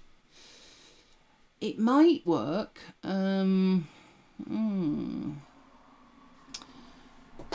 Let's try that. That's just going to take forever though, isn't it? I've got it open in there. Let me open it in the other one. What a fiasco. Crying out loud, Affinity. I think I'm going to have to stomp my feet in my support ticket. Yeah, open the recovery file. Let's have another look. Right, all I want is some of these. So I'm not interested in the effects. I'm interested in these objects, and it will not copy them. So could I make a new category? I don't care that it's called assets. Right. And can we do that? Let's add it from up here. It's quicker. Add from selection. Right, fingers crossed. Fingers crossed. I think that's that one. You see, the problem is, if you were copying them, when you pasted them in, they'd copy and paste in at straight the right place. And this is a workflow issue, because I don't want to open it and create it in a file of its own and then do it that way, because they're not going to be in the same place. So copying and pasting, they would be in the same place. So yes, I can create these and I can add them. Hang on, this one here, lower one, add from selection. I can do that and I would get, you know, a selection of them, and that's a really good way to repurpose them if I want them from a different place. But if I want them in the same place, that's not going to work particularly well. But if it does the job for right now, let's do it, and I'll worry about having it perfect later. Right, so going through here and just adding these into here. What is the next thing I am going to need to do? Bearing in mind where I actually am. I wonder if I could totally cheat here. Oh, let's see if I can totally cheat. Let's use the same principle, but grab everything and group them. And then add the group to the assets. It didn't crash. Oh my God. Right, okay, let's hold that thought then. And then export these. So export the assets. I will put them on, oh no, better not. There's detritus on the desktop. There you go, that's where it should actually go. So assets. At least you're seeing it as it is. This is what happens in the week when I'm trying to do a job that should take 10 minutes. And before I know it, bad words are being said. Right, assets. We will go and get the assets. So import the assets, which are in here. Assets, open. Right, so far so good. Right. Oh yes, Renee, we're talking in different time zones. Don't forget that I'm probably about a minute ahead of you. Right, so, oh, it's beach bowling. It doesn't like it. Let's see if I can even get one on. Oh, look what it's doing. The black bit in the background is nothing to do with this bit. It's a screen update. So if I switch to that and switch back, that should not be happening. Why is the background being weird? Because I did not bring the background in with it. You can see that. It's a screen update issue. I think I need the updates. There are betas out at the moment that have got performance enhancements, which I guess I should install, clearly. But at least, there you go, it's updated. No, it's getting upset with this little self. I'm not moving the background. I can't be moving the background because the background's on the background. It's not even on here. But I've added one. So let's go back in here. And I can add the others. Thus. And scale them and size them and anything that I need to do. So I'm not particularly concerned whether it's correct or anything. Ignore the fact the screen is not updating properly. If it's doing that on my machine, heaven knows what it will be doing on others, because this has got 128 gig of RAM. I literally cannot get any more RAM in it, and look at the way it's behaving. But that's one way to do it. It's just, to do it as assets, it would take forever. It would. I'll swap pages and I'll save it first as well, because bearing in mind this is MacBites the book. If I went to the next page and I went to the assets and I grabbed the asset group, would it do it? And the answer to that is I think it would. But the background's not right. It looks a bit weird colour-wise. But we'll go to the pages and we will find the Advent one and add that to it. Now that's not bad, is it? It needs to be a little bit lower, but it'll do. It will do. Right, let's have a look here at the chat, see what's being said. There's always a back door you need to find a way. It would be easier to copy it from Photoshop, but then I've got Photoshop and not many have, so there you go. The screen artifacts are ludicrous. I can only hope and pray that that will be sorted in the update. The update they did a video on about 3 or 4 weeks ago and said that they'd got something like 500,000 or 250,000 layers and the performance was perfect. And I'm sat drooling thinking, yeah, could do with that, because this is shocking. That is poor. 2019 MacBook Pro, not tried it on the new M1 iMac. Might work well on that. That's why I was switching from one page to another, because usually if you do that, it does update. Like that doesn't look great. And that still doesn't look great. But this one that we've updated, that looks fine. But this is hanging off the end. But apart from that, we've got something that we can work with. Oh, why is everything more difficult than it needs to be? So if we imagine that we've got the background, the first thing I need to make a decision on is whether I need to have these items on this page. So more like this one, where I've actually placed them. So I can move them around individually. Or whether I want to place them all at once like that. That decision is going to be, because I've specifically mentioned, if you remember, although I can drill into it, that I might want to put some of these out of the way. And the reason for that, the artifacts are ludicrous, is I want to put text over here. So I might need some of these items out of the way, putting them around so I can get the text in. And I'm not particularly fussed about that one. Right, that will do. So the next thing I need to do is to provide a place to put text, which is very similar to what we did last week. I would have that quite narrow on this one, but I would have it with 2 columns. Might widen it a bit more to there. They look about equal. So I'm ready to put some text into it. But what I mean by moving these, placing them, is placing these bits here just fractionally out of the way so I could take that text down longer. There is something else that I could do in regard to that, which is put a shape behind it or put a fill in the text box and have it like semi-transparent. But just really making sure that it's easy to read, basically. I need somewhere to put a title, but I do like my wreathy thing at the top. So a good place that I could put the title is maybe over here. So this would be the MacBites Advent Calendar. Now, black not going to work. I think the text is going to need to be white. So let's get to white, and we definitely don't need that particular font because it's too boring. So you see I'm moving these around where this would need to be. Trying to keep it in there, not particularly over concerned if it comes out a bit. And last week we looked at all the fonts, didn't we? Which one did we settle on? It wasn't terribly fancy, but it was quite nice. That's no, definitely not.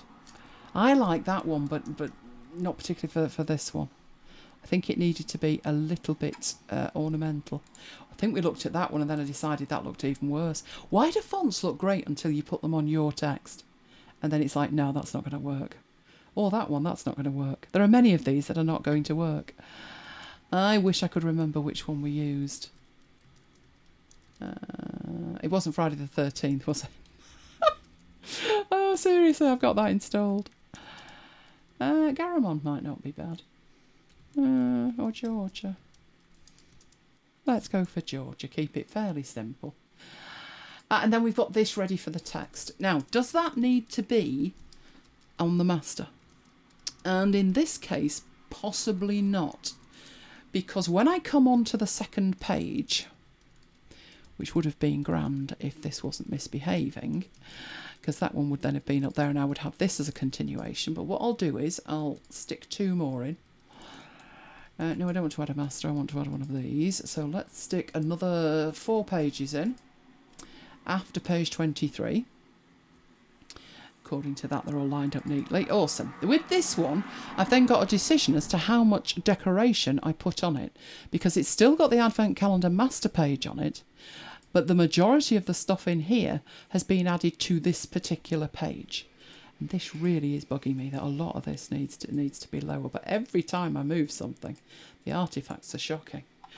So would I leave this plain or would I just put some stuff on it? And I'd probably just put some items on it. But what I would want to ripple through is possibly the size of this text, depending, and it's very difficult to work out.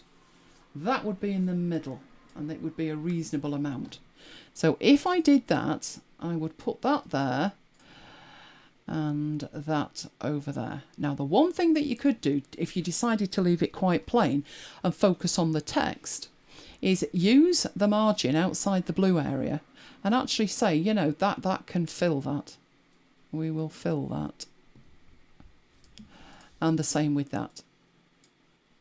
And now I've got an area waiting for the text, but the text won't particularly work well at this stage. So if I go in here and we do a text and insert filler text, we'll get some text in it. I want to see what that looks like, and clearly that colour not going to work. Never going to read that. What did we do with it last week? Let's make it white so we can actually read it. I might make it fancier than that, but I need to be able to read it. So that would tell me that some of these things need to be moved out of the way a little bit, or the text needs to wrap around them, one or the other. On this page, nothing coming through. So one thing I'm going to need to do in here is grab the triangle and then go to the next page and make sure that that text is linked up with that, which is what this arrow is meaning, that this text is flowing from a previous text frame. It's not going into this one because we haven't manually done that yet. But if you pick the triangle up again and go into there, then it is. So now we can see the entire layout that we're after.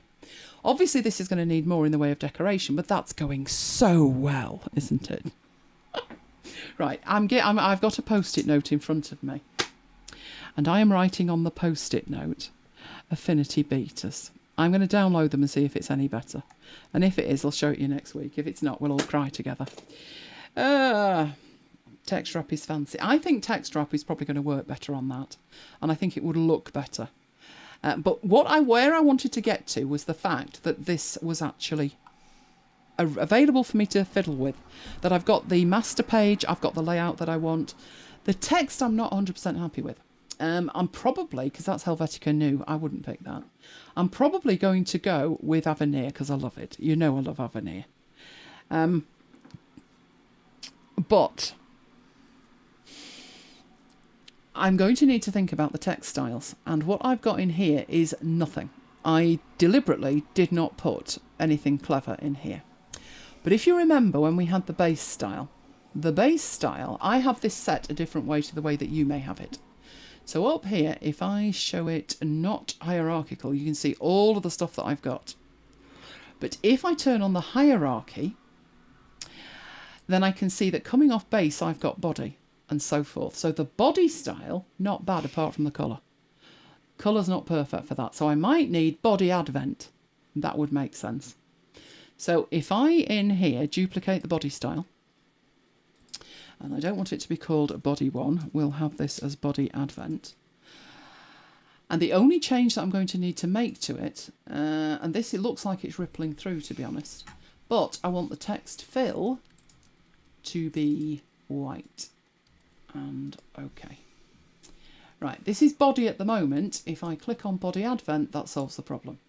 But the benefit of it being based on the base style is if I edit the base style, hope this is all coming back from styles, if in here I change the font from Avenir to something stupid like that, then all of that ripples through. So it's a hierarchy of styles that I've already set up in there. In fact, I'd probably base body advent on body, to be honest. So I need to sort out the style tree as well. But at least in there, it solved a problem. So I should just be able to undo that. There we go. So once I've sorted out the wrap, we've actually got a layout. Oh, isn't it exciting? It's all coming together. Do we have the text written for this yet? No. No. Have we got any text written for the book? No. No, it's all right. It's July.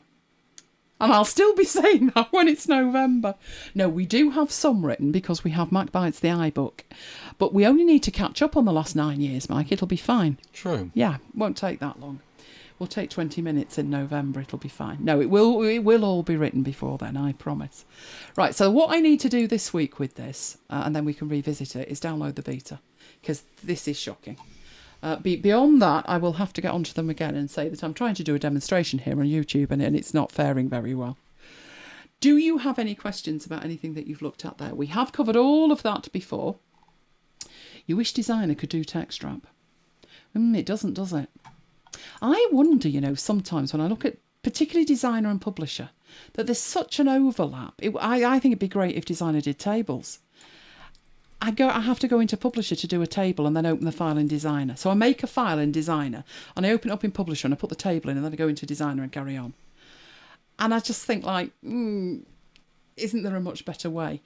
The way they work with Studio Link is basically start in Publisher and stay there. Just flick over to Designer, do what you need and flick back. But I think if you're working in Designer and you're used to Designer, your brain doesn't work like that. It doesn't.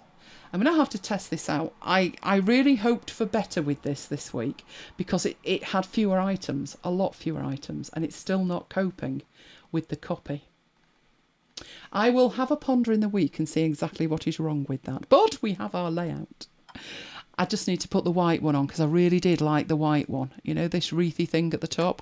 I was thinking of putting the white one at the bottom, so I will do that at the bottom. Who knows, by next week, maybe the text will even match as well. Who knows? Who knows? Right, okay, let's head in there. That could have ended better, couldn't it, if it had been working? Right, freebies. I have freebies for you, though. And they're health freebies at that. It's all right, don't panic. Not actually, running or something stupid. No, it's a design thing. It's a brand new service called Health Icons, and it's a beta of it. And it gives you all of these icons that are health related. I love the blood ones, they're just genius. If you needed icons like this is pure genius. Don't worry about the middle one at the bottom. Don't let Dee see it, it'll only upset her. But I think these are genius and they are all completely free. So it's healthicons.org and you are good.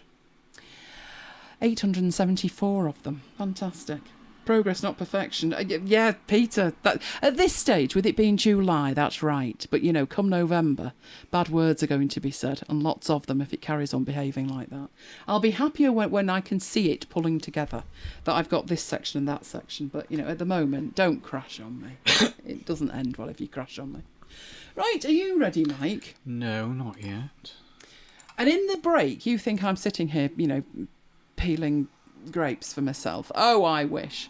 I've got to try and see if I can get the camera working, because that never works well, does it? No. Camera's got a mind of its own whenever it feels like it. And everything else that I've got to do. Yeah, I've got my iPad. I've got to try and share my iPad as well while I'm at it. So fingers crossed. Fingers crossed. Right, let me know when you're ready. Right, I'm going to press where are you? There you record. Are. Oh, he's warming up. He's 2, warming up. 1. Are you ready? I'm ready. Yay! Okay, what I thought I'd do today is back to basics with pivot tables. Do a pivot tables 101. I've done a lot of stuff with pivot tables over the many months since episode 44 when I started doing my regular session on here. So you've seen pivot tables a lot, but sometimes it's good to just go back to basics, start from scratch. So I'm going to open up this file, and guess what is in this file on the dashboard sheet? Would it begin with you? It would, yes. I've got a story about that. The one of my women at work, the one who started the one who started this whole unicorn thing off when I was doing Excel charts, and she said, "Can we fill the chart with unicorns?" She pinged me on Teams today and she said, "Are you doing the pivot tables advanced course on Monday?" I said, "Yeah." She said, "Oh yes, we're going to book on it then." And then she sent me a big animated unicorn in Teams. Really? Yes, really. So there we go. So you can thank her for starting this all off. Dee thinks it was Dee, but actually it wasn't Dee. It was Sylvia from Poland. So many women, so many men. Yeah. Yeah. Okay then. Right. So pivot tables. What I have got here on my data sheet is about 1,000 rows of sales data. So we've got data that goes from January through to May. And for each row, we've got a unique order ID. We've got the product. So remember, the Unicorn Clothing Company sell a number of different products, all branded with the pink unicorn. We've got the country that we sold it to, and we've got the revenue. And what I need to do is produce some summaries, some little reports to go onto my dashboard. Or I could build the reports and stick them just in the data sheet or another sheet, and then pull information through to the dashboard. But either way, I'm going to use pivot tables to do it. So let's say that what we want to show is, let's say our ultimate aim is to create a chart on the dashboard that shows total revenue broken down by product.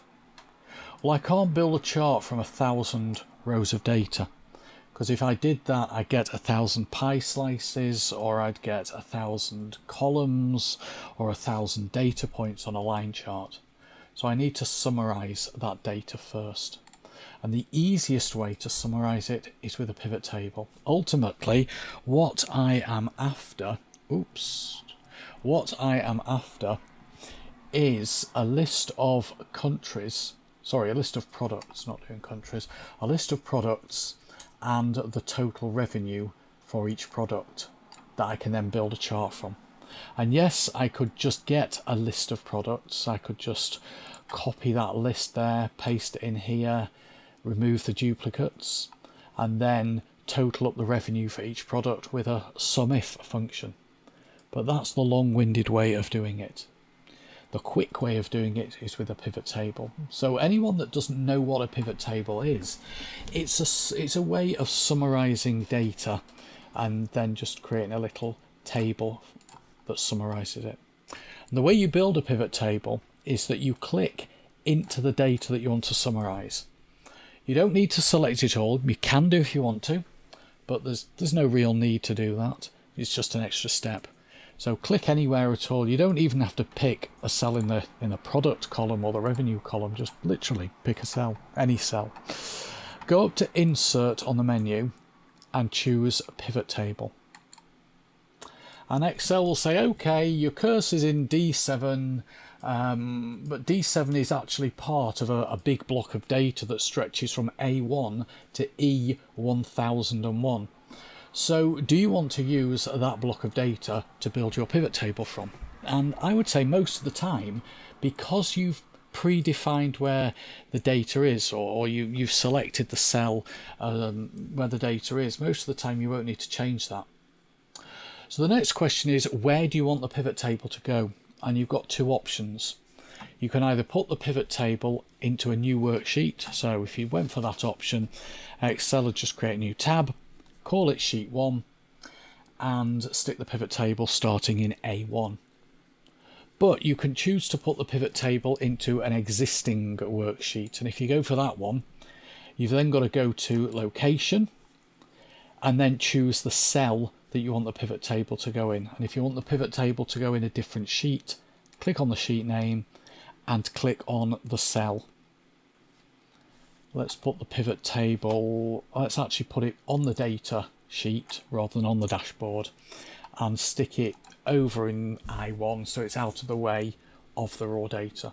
Or I could have created a new sheet, but I'll stick it there in I1. So you have got to pick a cell. You can't just pick a sheet name, otherwise when you click OK you'll get an error. Add this to the data model. That is something that I'm not going to cover right now. I'll probably cover that in another week. Again, we've talked about the data model a lot, but I'm conscious of when I've talked about that, I've talked about it within the context of other things, so it would be nice just to focus on the data model and what it is. I know for the last few weeks when I did cube functions, I just mentioned the data as in a data model, but I'll do a back to basics on the data model as well. So for now, the data is stored in the spreadsheet. I want to create a pivot table in I1. I just click on OK. I don't take that. and you get this pivot table placeholder. And that pivot table placeholder is always 3 columns and 18 rows. That doesn't mean that your pivot table will take up that much space. It'll take up as much or little space as it needs. And then on the right, you've got this panel, which is the pivot table fields panel. The top section is a list of the column headings from the underlying data. And then you've got these 4 sections here: filters, columns, rows, values. And to build a pivot table, it's literally a case of drag and drop. So you drag these column headings and you drop them into the appropriate boxes or box. At a minimum, you need something in the values section, but you don't actually need anything else. In this case, because, as I say, I want a list of the product names and I want the total revenue for the products next to them, I'll drag product and drop it into the rows section. And what that does is it looks at the product column and it pulls out one instance of each item, lists them in alphabetical order. If you've made a mistake, you can just drag that column heading out back to the main list. So say it should have been country, you can drag country into there instead. But I actually want product name, so I'll drag that in there. So pivot tables actually could be quite useful just if you wanted a list of unique product names, although there are other ways, and probably easier ways to do it than that. But the other thing I want to do is, as I said, I want to get the total revenue for each product. So I just drag revenue and drop it in values. Now, because the revenue is a numeric column, it defaults to a sum. And there is my pivot table. I'm going to build another pivot table, and I'm going to build it from the same set of data. So just randomly pick a cell in that data, go to insert, go to pivot table. It's picked up a data range which happens to be the right data range, so I'll stick with that. Where do I want to put the pivot table? I'll choose existing worksheet and then click in a location and then click on M1. I always like to leave a couple of blank columns, or at least one blank column between, and then click on OK. And for this pivot table, I also want a list of product names as the row headings. But now what I want is I want to see how many orders there were for each product. So if I drag revenue and drop that into values, that defaults to a sum, as I've just shown you. What I can do there is I can then right click on any of those numbers and select summarize values by, and I've got a number of options there, and just change that to count. You can also change that by clicking the drop down in that panel and going to value field settings and changing it to count. I just find the right click is quicker. So that's one way to do it, as I say, is to right click, summarize values by, and change it to count. I'm going to change it back to sum, and I'm going to drag the revenue out. The other way of getting a count is to drag a column into the value section that isn't made up of numbers. So in this case, order date, product, or country sold to. So let's drag order date in, and that will default to a count. So there's two ways you can get your count. If you're going to drag a column in, make sure it's got no blanks. Let's say, for example, that, say that was blank and that was blank, and I dragged country sold to. That would give us 998, not 1,000. So make sure that the column you drag in to the value section has got no blanks in it if you're going to do a count. Otherwise you won't get the right result. Okay, so I've got two pivot tables. If I want to change the headings, the quickest way is to just go up to, in this case, I1, and just type in product, not in capitals, didn't realise the caps lock was on. Okay, product. Now, if I press enter, it just overtypes the row labels with product. Just try it in here as well. Okay, product. Change sum of revenue to total revenue. And change count of order date to number of orders. And if I want to align those to the right, I can do that. If I want to change the revenues, there's two ways I can change the revenues to have them as currency. One way would just be to select all the cells and then go and change them to currency there, or go to more number formats and change them to currency there. So that's one way to do it, where you're actually changing the format of the cells, and that's just using the standard formatting options as if you were just formatting a block of data. The other way to do it is to right click on one of those numbers and use number format. So format cells will format only the cell you selected. Number format will format the entire column, or at least the column that's the pivot table. So let's just choose currency, let's choose US dollar with no decimal places, and that's just formatted everything in that column. Make the columns a bit wider. If you want to change the fonts or anything like that, just use the fonts and the colours and the bold, italic, underline, etc. in the font section. Okay, so those are two basic pivot tables, and what I'm going to do now is convert them to basic charts. So if I just click into any cell in this pivot table, normally if you're going to build a chart, you've got to select all the data that you want to build a chart from. But if you want to build a chart from a pivot table, which is actually called a pivot chart, just select one cell, any cell in that pivot table, go up to insert, go to the chart section, choose the chart you want to create. You don't actually have to use a pivot chart, just create a normal chart as you normally would, and because your cursor's in that pivot table, it will build a chart from all the data in that pivot table. So let's do a simple 2D column chart. There we go. It always puts the chart bang in the centre of the sheet. I am going to move it to the dashboard in a minute, but I want to tidy it up first.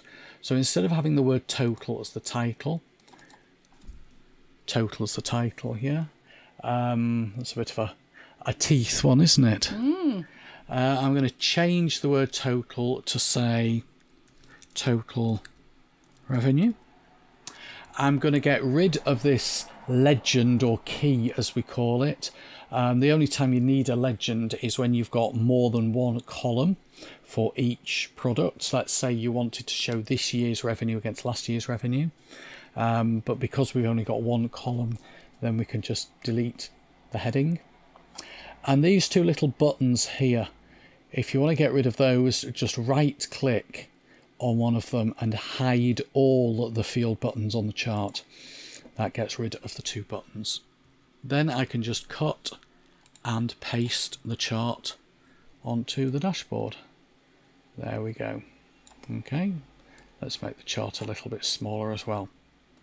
And then if I go back to my data sheet and click into the pivot table and then insert a chart, do exactly the same thing here. So this will be number of orders. Delete out the legend and then right click on one of these buttons and hide all the field buttons, and then cut that and paste it into the dashboard sheet. There we go. That's not quite lined up. I think that'll do. Just make it a little bit, I could make it a little bit smaller, and I could also make our little yellow box a little bit bigger so it all matches up, all symmetrical.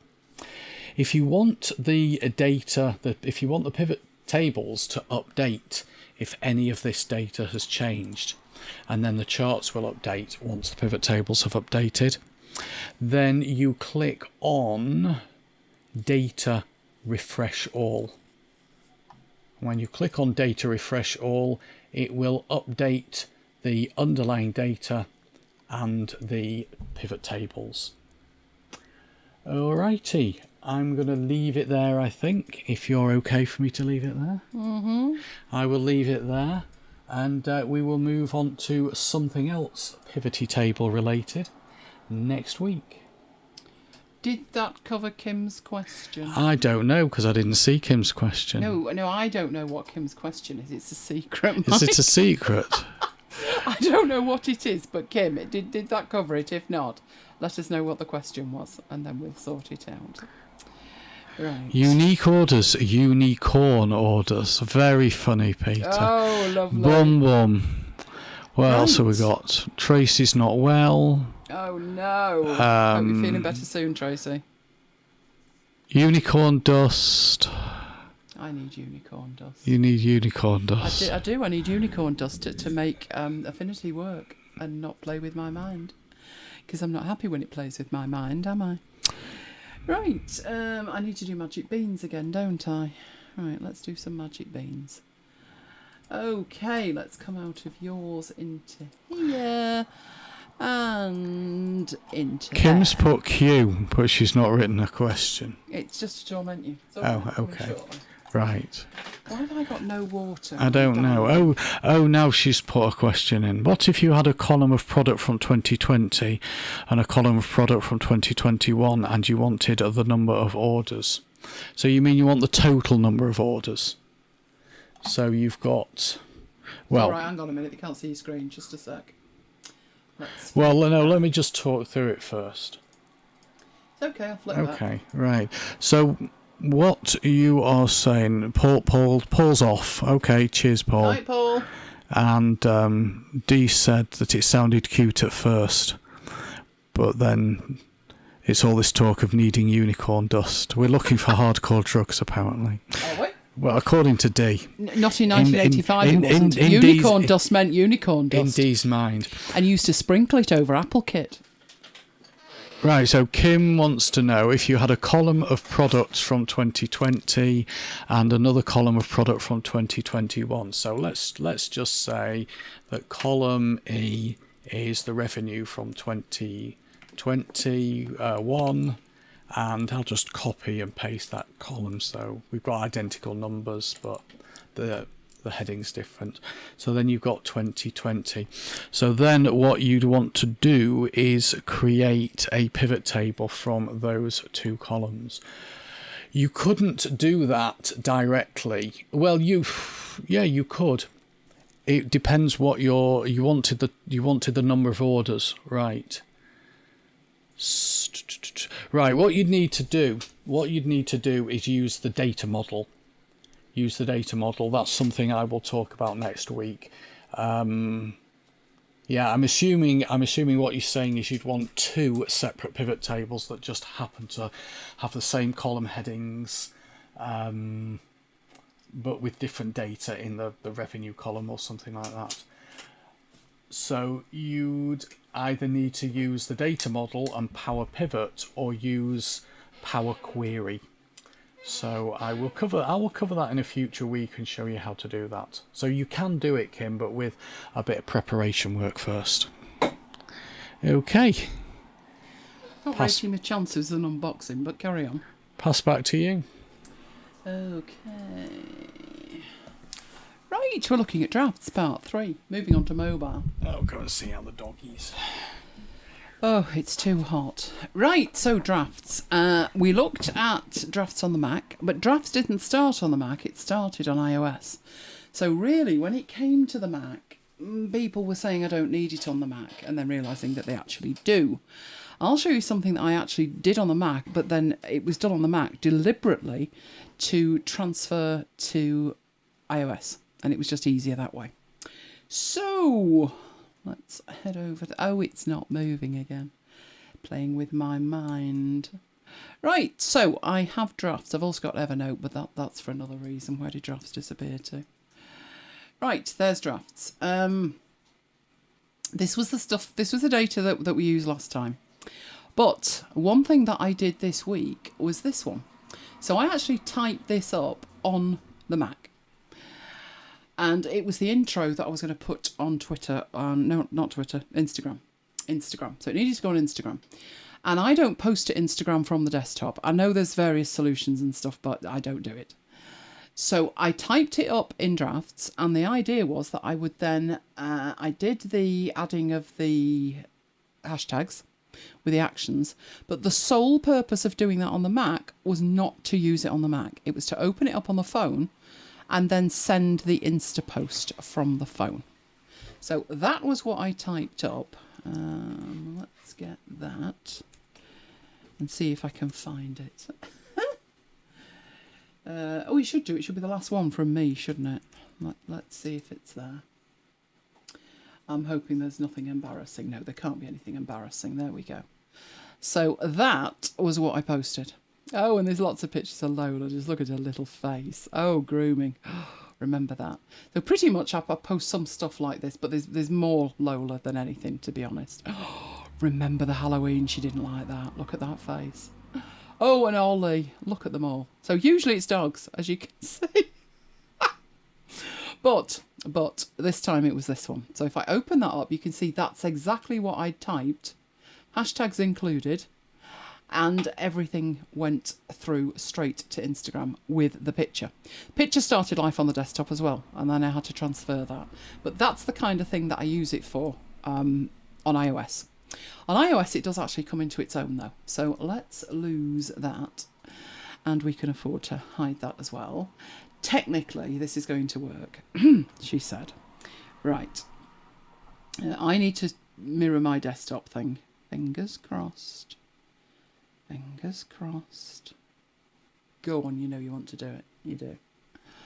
Awesome. There we go. So that's what exactly the same data looks like on mobile. So this is the new iPad. So obviously it's quite big, but that's so you can see it.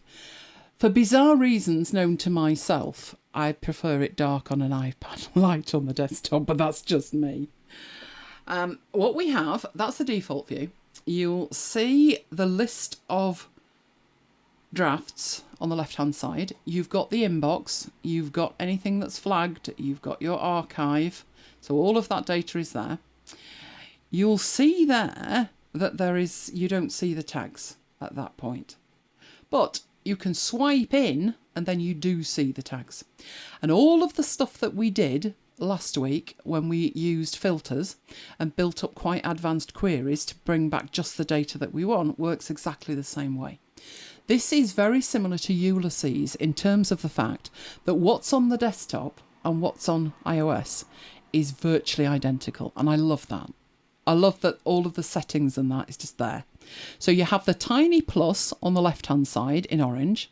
You have the no entry sign on the right. So what you're doing with that, if you remember, you were adding tags that you wanted present, but you were using the other side to take them away to say, but not this tag. So that can swipe in and out. You have that option at the bottom. So once you've brought it in, there is a little it's kind of a square brackety thing. This thing here, not a square bracket, an angle bracket. There's an angle bracket, and that will close that bit down. You also have in here, and this is much better than it used to be, if we look down at the bottom where the eyeball is, next to the word operations, just above that, you've got, again, the option to close that panel, and you've got a pin. And I always pin that. I want that pinned. So with it pinned, you can see without it pinned, the draft hides behind it because that's going to float in. You're going to drag that in from the left. But I particularly want that pinned, and it moves the draft over to the right. And now I've got a proper window to work with. I always work like that. But I can see sometimes if you're using this for writing and you're writing articles, blog posts, or even a book, you might not want to see the list of drafts. In the same way in Ulysses, you might not. So you can hide that if you want, but for what I use, I always have that showing. Have I got something in there? That looks like it's filtered in some kind of way. Let's have a look. I don't think I have, but we'll make sure. But everything that you've got on the desktop totally comes through here. So for instance, on the desktop, we had that concept last week of workspaces. So your workspaces are there, your searches are there, your filters are there, your saved filters are there. All of the actions that you've created are there. In fact, you can create the actions on iOS just as much as you can create them on the desktop. You've got the row of icons along the bottom. So interface-wise, it's identical, completely identical. So just to show you toggling on and off these different interface elements, we've seen the tags, you just swipe in from the side and then close them. The workspaces are down in the lower left-hand corner where you've got those 4 tiny squares. And if I tap on that, it brings up the workspaces. So if you remember last week, we built a demo social media post space, and that's how you apply it. You know you have it applied because in the top left-hand corner, just under the time, you've got the name of the workspace. So that is a really quick way to be switching between stuff that you're working with. So these are my boilerplate things, my templates. And what else did we have up there? I think we had a demo one, didn't we? We got a MacBites one. So anything that's tagged with MacBites is going to appear in the MacBites one. So that is a huge workflow thing, that. Absolutely huge, that. Or you can go back to the default and that will have everything showing.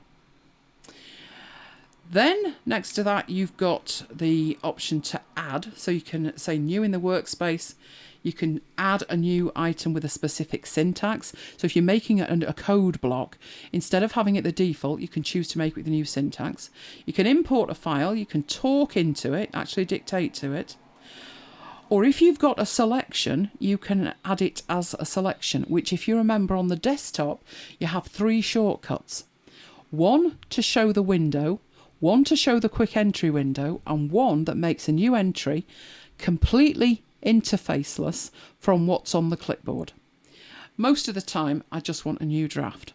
Because of that, I don't particularly use that method down there. I'll probably use the one at the top, and that instantly gives me a new draft without having to choose, do I want to talk to it? Do I want to copy it? Without any of that. Right, also down here, you've got the operations. So if you wanted to add tags or remove tags, change the syntax, you can do all of that from this popover menu. So some elements of the interface, as you can see, are quite different. But generally speaking, everything's the same. Everything's the same. Oh, hello. Your bed's somewhere else. She's going to wonder why her bed's moved. Her bed's downstairs. Come on, Lola. Come on. Come on. Lola. Where's your bed? Good girl. Mummy slung out my bed. Mummy put your bed in the extension so you could sun yourself this afternoon, woman. So don't come up here looking for it. I haven't got it. Right, so what I did at the top there was just I hit the tag option, and that takes you straight to the tags, so you can start typing them in. You've also got the information. So what's in it, what actions have been performed on it, how many versions you've got. You can even add it, I won't say the word, SIRI at the bottom, but that's got your history in it, it's got your geography in it, the whole works. So all the things that we've seen on the desktop, that's there as well. I just keep putting the keyboard out of the way. And what else have we got? Over on the top right-hand side, you've got the character count and the word count. So somewhere in here, like the new MacBites show, is 535 characters and 61 words. You also have there the drop down. So there's a tiny drop down in the middle of it, and that will show you the last draft, what you've used. It's actually showing you what's in the inbox, the last few ones, and whether you can move these up or whether you want to see the previous draft in the list. So it's a navigator, really. I never use that, I must admit, never use that. Also over here, you've got your settings. So I've got Drafts Pro and all the other settings are in here. So the look of it, is it light, is it dark? What do you want to happen with the share? Have you hooked it up with Apple Watch? All of your settings down there. You've also got the capital A and the little a, which determine what it looks like. So do you want the dark interface or do you want the blinding light interface? I think you can hook it up with the system as well, can't you? But my system's light, so we won't do that. In here, if you've got the Pro stuff, and I always find this really silly, but they all seem to do it. They seem to add in the ability to change the icon when you've got a Pro account. And it's like, yeah, cool. I never do that either. But I guess if I couldn't see it against the background, then that would be useful. I just find it a really strange thing to add to make it a pro account. But that's what they do. So all of your options in here to change what that actually looks like, make it more readable for you. So if you need it bigger for accessibility purposes, you can do that. All of that down there. And then you have the ability to search. So this is similar to Alfred, but just within Drafts. So Drafts has this ability to do a global search. Notion has the ability. Craft has the ability. Ulysses. And it's interesting that they've all implemented it in a very similar way as well. Just in here, it's that tiny button at the bottom right hand side which brings up the search. It also brings up the keyboard unless you've got a keyboard attached, because obviously to do a search you're going to have to search for it. So if we put Lola, we'd find the two things for Lola. So you can do all your searches.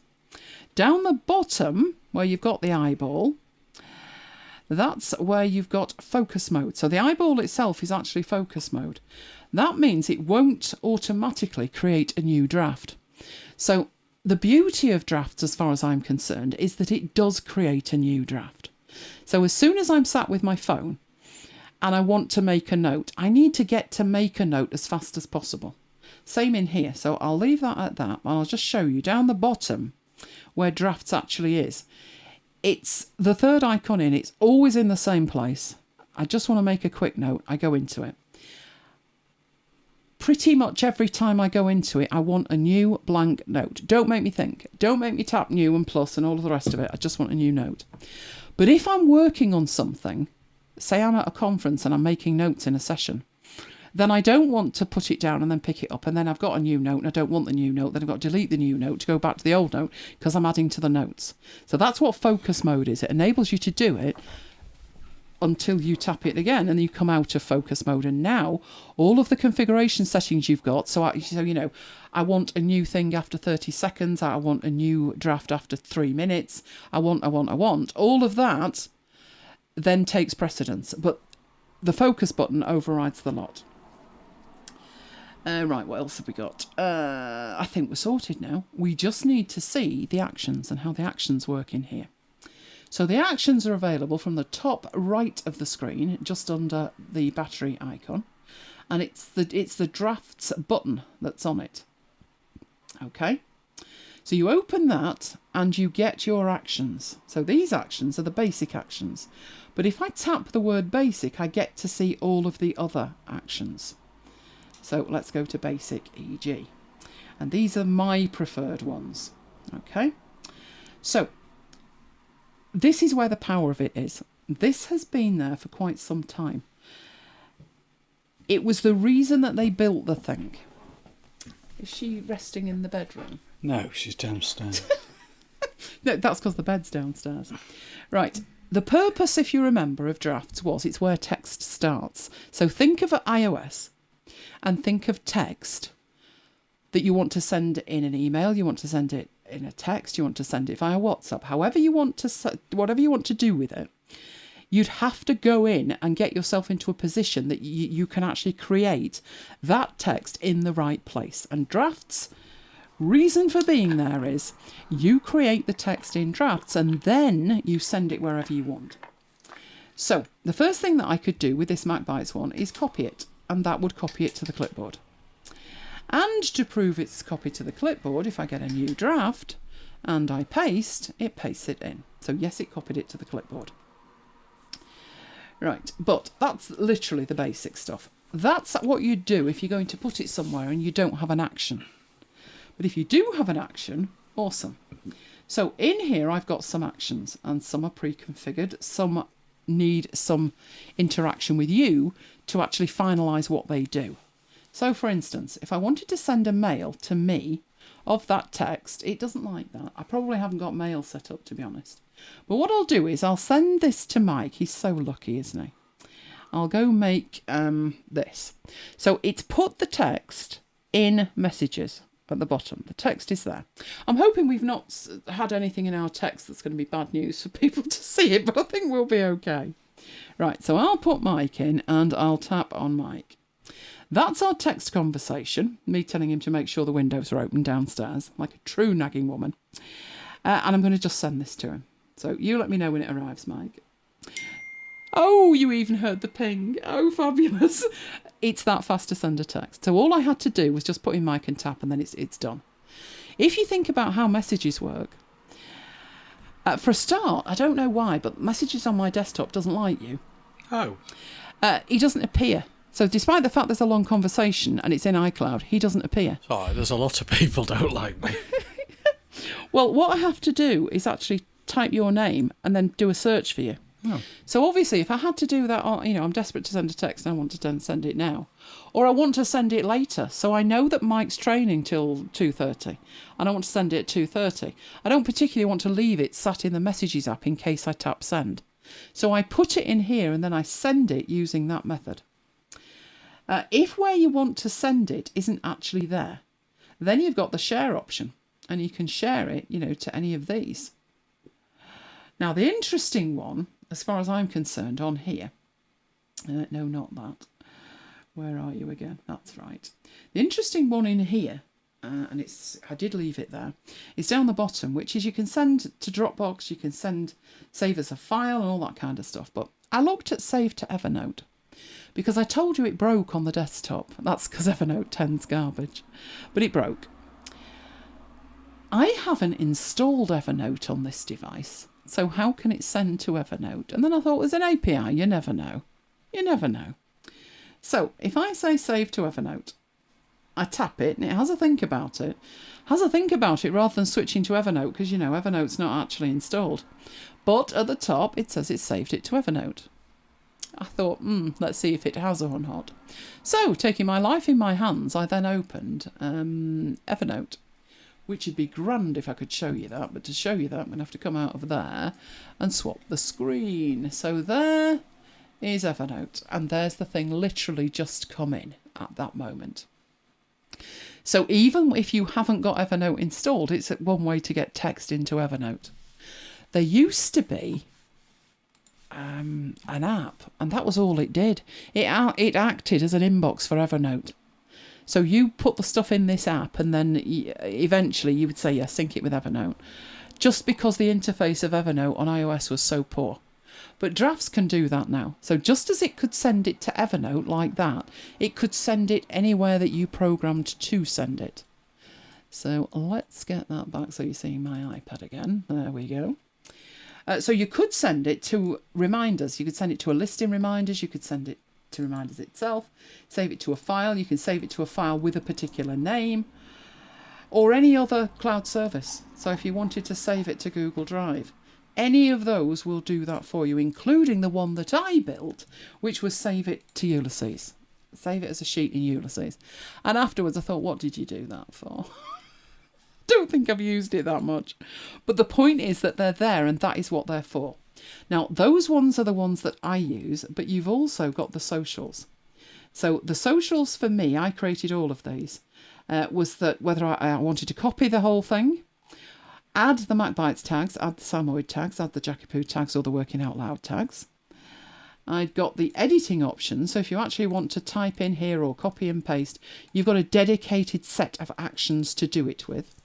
Also, the actions you'll notice as I tap in, so I've just tapped into the draft, the actions disappear. It drives me insane. But there is a pin at the bottom and you can have the things pinned on either side.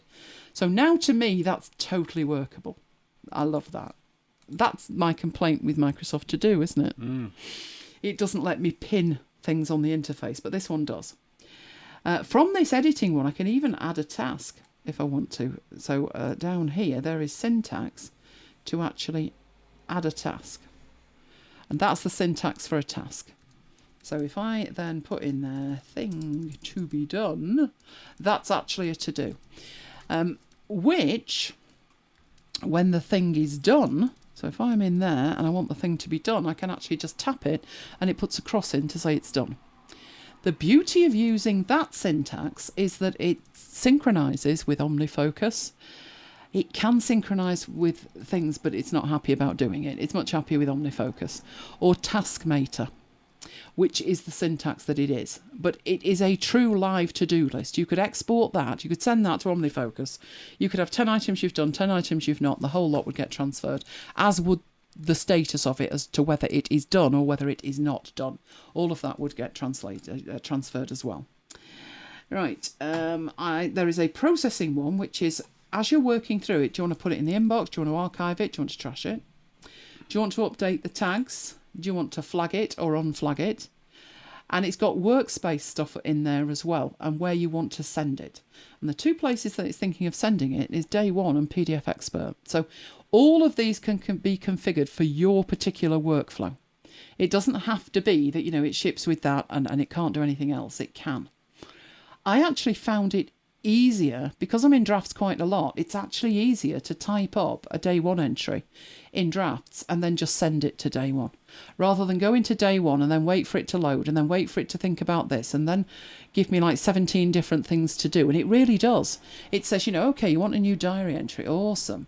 Do you want to dictate it? Do you want to send a picture? Do you want to send a URL? I'm like, no, I just want to type it. Eventually, when I found the option to do it via text, I've forgotten what I was going to write. So I just come in here, type it, and then tap on Day One, and it just sends it over there. The PDF Expert one, what that does is it sends the text, but it creates a PDF at the other end, and then you can do what you like with it. So that's the processing one. There's Markdown tools, which if you remember on the desktop, I have showing across the bottom.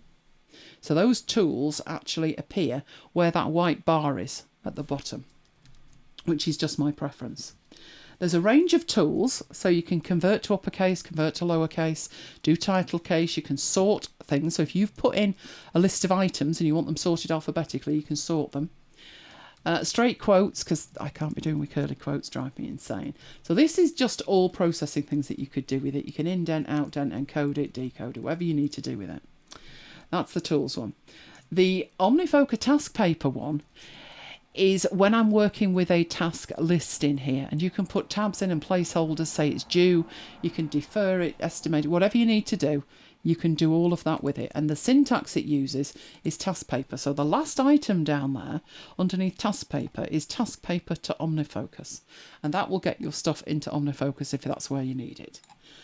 I love the idea of it, but I must admit, I think I've simplified my workflow in the last year, and it's like my to-do items are in things. Do I need them in here? No. Do I want them in Notion? Some things are in Notion, but they're big project things. If it's something that needs to get done today and it needs to be on the today list, then it'll be in things. So I've actually simplified it, and I'm not as concerned now that I can hook two things together, because that way madness lies. Look at Evernote. Used to work and now it doesn't. There's the basic one, which that was the one that I think I started with, and then I made my own from it. So I've got basic and I've got my basic. And what else have we got in here? We got the testing one that we made last week, where we did the send to Devon thing and save to Evernote on the cross-platform thing. So we got a testing one in there as well. So these are the actions, and that is the power of this on iOS, where I know you can have multiple apps sat side by side on iOS, and you can drag and drop between them. And some of them are fantastic. Some of them are really great when they do that. Craft does it fantastically. If you have Craft on one side and a browser on the other, it's just beautiful. But some apps don't, and some apps you don't need to see them. So imagine that I've got this text up here. So let's get out of that what we don't want. There we go. And I just want to do something, what I would consider really simple. I've got that text, I want to archive it with the MacBites 138 stuff. So there'll be a folder for social media, what social was sent out. So it would make sense if I could just save that, wouldn't it? As a file. It would be simple. So if I say save to files as, it prompts me for a name. Now, that as it is, not going to be great, that. MacBites is fine. We don't need new MacBites, and we don't particularly need show. We need to know that that was MacBites 138, and that was the tweet. I'm seeing multiple, not helpful, up there, exclamation marks, which I don't particularly need in it either. So I'll take out those exclamation marks and then say exactly what it was. So it was the tweet, and I want you to just save that. Then it asks me where I want it. So it's using files as the mechanism to put this in a specific place. Obviously, iCloud Drive is native to the Files app, but I could just as easily save it to Dropbox or Google Drive. Interestingly, if you look at that, there is a distinct difference between Google Drive and Dropbox.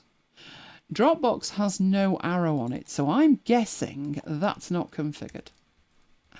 So I'm going to go for Google Drive, and fingers crossed it's actually going to work. Look at that. Isn't that neat and tidy? Oh, I amaze myself at times. Right, so that's all my root folders in there, but I'm just going to save it to root, so I'm just going to tap save. And that has headed off and has saved it to Google Drive. So again, it's just a matter of it not being a case of copy and pasting and manually creating files and stuff like that. What I just did, you could actually automate. You could say to it, I'm just going to tap this and it's going to take this draft and it's going to name it with today's date or whatever, or prompt you for a thing, and then it's going to save it in a specific location. And it takes even more out of it. It takes one more step out of it. So I'm not going to find it if I'm looking up there, am I? Right, let's come out of that and show you there. There it is. There is the file and there is the text in it. So yes, it totally works. It's a joy to use, Drafts. It really is. It does take a little bit of setting up if what you want to do is the kind of stuff that I'm doing where things are automated, but it does work. And you can, instead of doing that way, you could configure it, like I've said, to save it specifically. So if we wanted that text sent to Evernote, we've done that. But if we wanted it sent as a new note or whatever, however we want to send it, we can send it.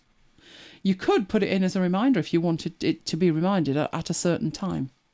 So really what Drafts does, it acts as a bridge between the content, your text, and where you want it to be. Now, I must admit, I do leave things in here, and it's quite funny to come across them at times.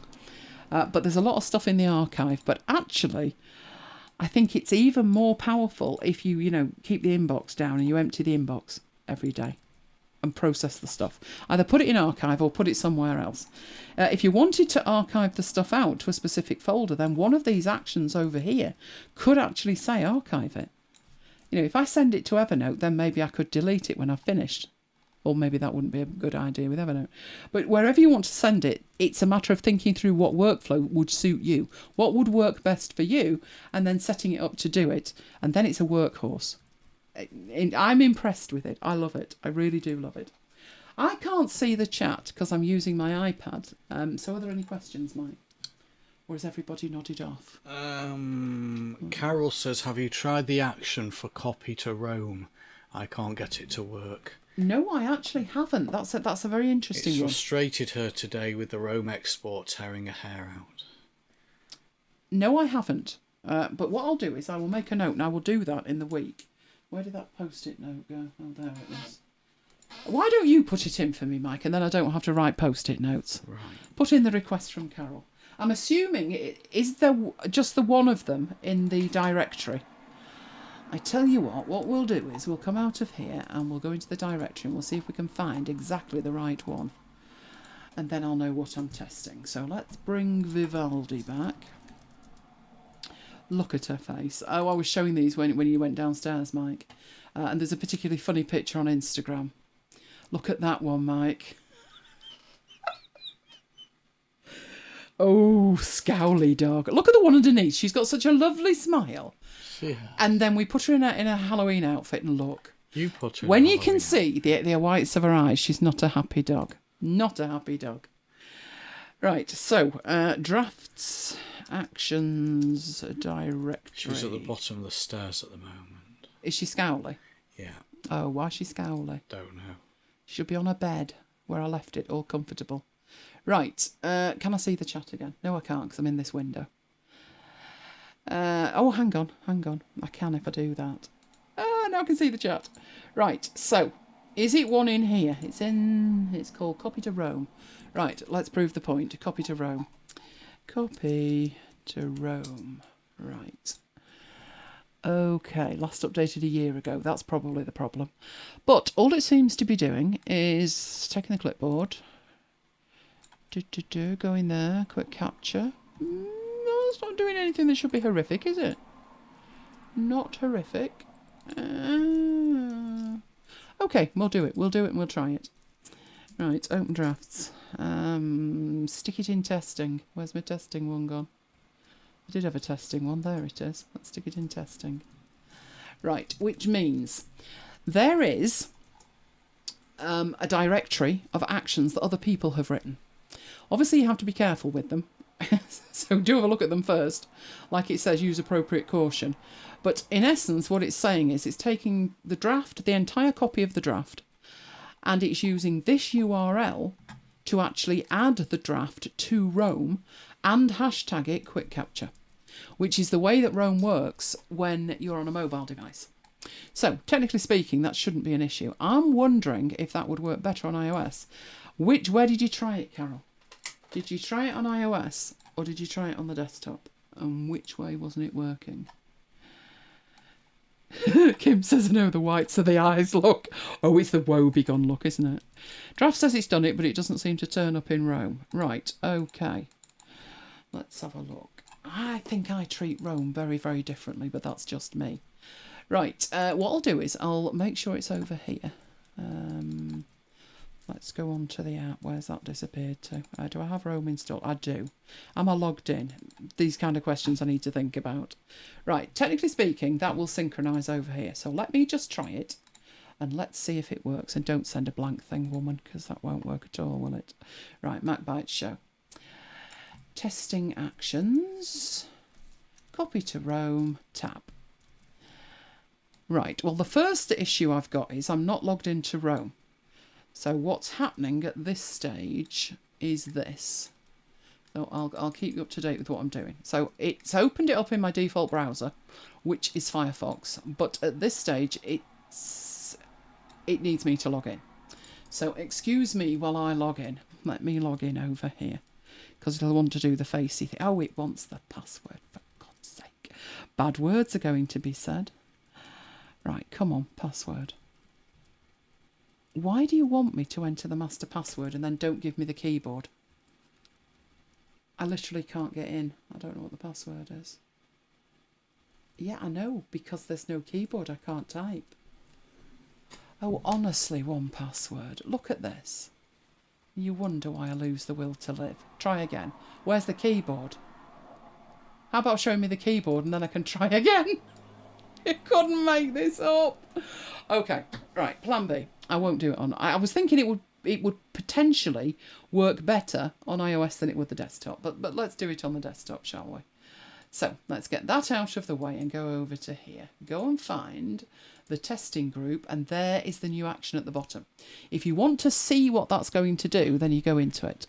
And all it's going to do is take what's on the clipboard, which is what that syntax means, and it's going to execute that, which means, like, basically if you put that in Alfred and pressed enter, it would take what was on the clipboard and attach that and go there and do that. That's what it should do.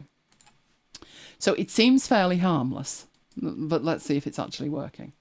So the first thing I'm going to need to do is make sure that I am actually logged in to Roam in Vivaldi, which I might be or I might not, because I actually use that somewhere else entirely. So let's see if I'm logged in. No, I'm not. So that's the first thing that will give me an error. Right, now I'm logged in and I'm going to my hosted graph. It's having a think about it. It's having a think about it. And it's the 23rd, isn't it? Right, I can see it. I can see it. So far today, this is what my Roam looks like. It might not look like much is going on, but trust me, look at the times. I was a busy girl. Right, so over here, I want to send all of that into Roam. So if I just do the double click, what I'm getting in my browser is that. And what it's doing is it's saying which graph do you want it in.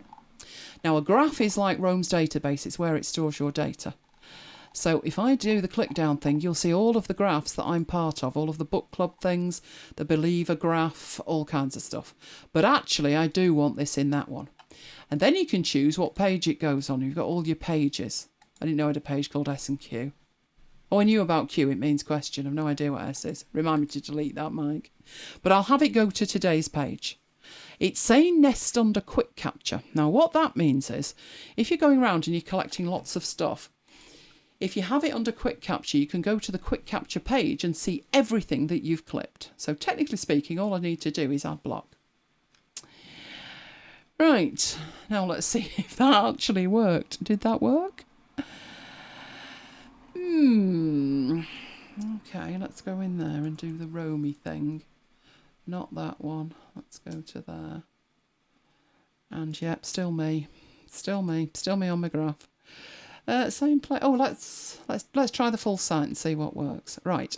So it pops up with it. Is this what's happening, Carol? What's the will to live by this stage? Right. And it just says you want to sync it. So yes, I do. So that is then added. That's what it's added. So it's put quick capture. It's put the text underneath in one almighty block. And if you're wondering why this is orange, that's I've got some CSS going on that if I hashtag something MacBites, it formats it as orange. But yeah, it's working. So let me get back to the chat and see what's not working for Carol, because that did work. It was a bit long-winded, but it worked. Once I think you've got used to it, once I'm logged in and I've set it up to the pages, that would actually be quite quick. Let's have a look. You don't get that at all. You didn't get anything like that. Oh, no. No, you don't need a different URL. And you tried it on the Mac.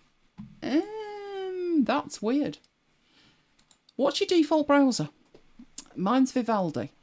I would imagine it would work with Vivaldi. Chrome. Can't think of any other reason. Are you logged in? So make sure in your browser you are actually logged in. But you shouldn't need anything else. The URLs are all working, as you've just seen.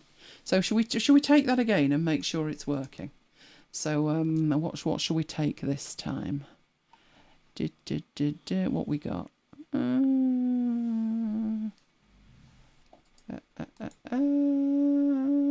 have no idea. From the show notes. What's this? Oh yes, those were from the show notes. Let's send that. Double click. Let's see if it's any faster this time. Now I'm all logged in and checked. Can you paste the URL? Ah, now hang on a minute. Hang on a minute. Didn't work that time. Because Carol's been messing with the URL. No, it didn't work that time. I didn't get that dialog box. I've got that logged under my quick capture. The first one, but I didn't get the second one. Why would I not get the second one if the first one worked?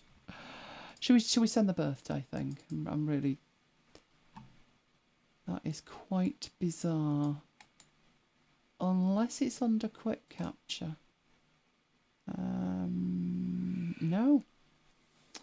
No. It worked the first time, didn't work the second. Now, is that a Rome thing?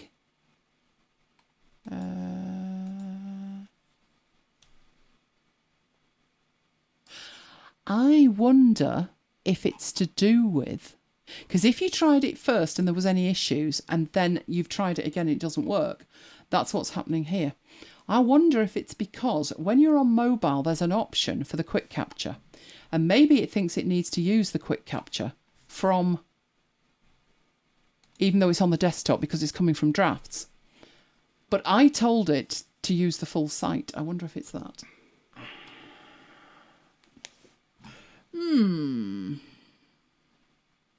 Should we try it on mobile? Right. You hang that. I can't see the chat if I'm going to try this on mobile, but I'll try it on mobile and see what we get on there. Browser X, that'll do. That'll do nicely. So where I copy to Rome. Oh, I can't log in, can I? Because of the damn password thing. Enter your password. I can't enter the password because guess what? There's no keyboard. Hang on. Can't try it on that mobile. Let's try it on a different mobile. God almighty. Tech will be the death of us tonight. Let's call our show the almighty tech fail, Mike. Right. I am on yet another device. I am picking another thing. I am going to the test actions and I'm copying to Rome. It's opening up Firefox. It's thinking about it and it's working. Right, let's do this. So now, bearing in mind, this is the first time that I've actually done it. So, come on, come on, come on. You can do it. You can do it. Share the screen. Share the screen. Good boy. Good boy. I don't particularly want this one because now we've got it meta. So I'm going to have to close that down. Oh, come on. That's the one we want. Oh, now I've got 2 darn screens. Hang on, let's get rid of one. Oh, tech, who'd have it? Right, as we were. That's what it did. So I sent that one. Oh, dear God, don't send it to the book club graph. Oh, I'll be excommunicated. Right, send it to me own. Right, send it to me. Send it to today. I didn't touch anything at that point. But it's thinking about it. No, it hasn't, has it? It thinks it has, but it hasn't. It seems to work once, Carol, and that's it. I'll have a look at it and see what it's doing and how it's doing it. But with it being a year old, it could be something to do with something that they've changed in Rome. But yeah, we saw it work because we saw one, but other than that, it's not working. That's not good. I'll attempt to find out what's wrong with it. But good shout, because I don't really send stuff to Rome like that. I think it's because I use the Boism and I put the time in. So I tend to just have Rome open all the time and use it as like a scratch pad, a notepad. That's what I do with it, and it works. But I do that with a hosted app. I don't even use the Rome app. Do you know the one thing with the Rome app that drives me insane? You can't make the title bar not grey. Drives me potty. But yeah, it worked once. That's the best I can do, Carol. You're logged in. It is weird. It is, but it's not working. Technically it should, because it's passing it just with the URL. But let me have a look at it and see if it's setting some... Once it's done it once, it might set some parameter that needs to be reset at the Rome end. I don't know. But it's relatively simple. All it's doing is taking the text of the draft and then pasting it into Rome. So it's not rocket science, this. It's just not working. Oh, we need a Roman on it. I'm now mentally working out. Who can we ask? We'll find somebody and we'll get it working. But at the moment, that's not working. But some of the other things do work. I mean, good grief, it actually got it into Evernote and I didn't have Evernote installed. This is why I keep Evernote around. I don't want to, but that's why I keep Evernote around. Right, okay, so let's get rid of this. This is going to be tricky. You've been warned. It would be lovely to show you this. Right, if I'm going to show you this, I'm going to need a couple of minutes. So can you make entertainment or ask questions or something? First off, I need to eject drives and stuff and do some magic beans. Right. So to do magic beans, I'm going to go over to the poster of today. Well, I'm looking back through previous... You've got chat. I've got chat. I've got chat. So like I've got mail. No, I don't want any mail. No. I don't want any more I'm mail. looking back through previous demos that I've done in After Hours because I've been asked to speak at the London Excel user group. If that's an online thing, your fans may follow you. Right, I've ejected that drive. And I suggested a topic and he said, not sure. We had that topic a couple of months ago. So I'm trying to come up with another topic. So what have you found? That's fabulous. I was thinking of cube functions. Oh, that was good. Oh, unicorns. Anything with unicorns. Yes. I don't know if they'd appreciate unicorns though. Heathens. Yes. Heathens. Now I've got. I don't think this is going to work anyway, but fingers crossed. Fingers crossed. It doesn't like it if I don't have the cameras installed at the beginning. But how can I have the cameras installed at the beginning when I need the drive installed at the beginning? So fingers crossed if this one works, or if not, I have to sacrifice something. OMG, it's just working tonight. Oh. Would you believe it? The gods are smiling. The gods are smiling. I'm waiting for the other foot to fall now. Right, so I need to do more magic beans, plugging cables in. Well, why don't you ask everybody, what's the favourite Excel thing Mike's ever done? Yeah, put it in the chat. Let me know. Let me know. Why don't you reel off some of the stuff you've done? I will. Yeah, I'll go and find it. I did have it up a minute ago. Now the flaming things wants me to log in. Dropbox. What's it called? Archives. The very first one I did. Oh, this is good. The very first one. If I can widen this column. There you go. See, Kim says Magic Mike is always entertaining. Yeah, I've just seen that. Thank you, Kim. Very first one I did was pivot tables. All the way back in December last year. Oh, would you look at that? What did you do today? Pivot tables. I've done Power Pivot. It's like asking which is your favourite child. Ignacio's voted for pivot tables. I'm afraid I've been told to avoid pivot tables. Oh no! I guess they've been done to death. Either that or they want intermediate advanced topics and pivot tables. Are so passé, So yes, exactly. So passé. Yes. Do you know what? Yeah, go and blow their mind with Power BI. No, because it's not a Power BI user group. For God's sake, talk about picky. That would be like saying go and blow their minds with Photoshop at an Affinity user group.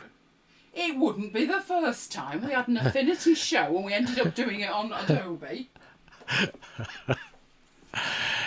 Yeah. Fingers crossed. What else have we got? Macros. Oh, will it work? Will it work? Will it work? The excitement. Something Charts, jumped. VBA. So you never know. Oh no, it doesn't like that. Ignacio says, ouch. Right. How are you doing? Where were we? All right, ScreenFlow 10. Go on. You can do it. You can do it. You can do it. All right. No, you can't do it. Dee's just got food delivered. Oh, wow. What is it? I need to know. Bet it's a pizza. Is it a pizza? Pizza or Chinese? God's sake. Go for what? This thing will be the death of me.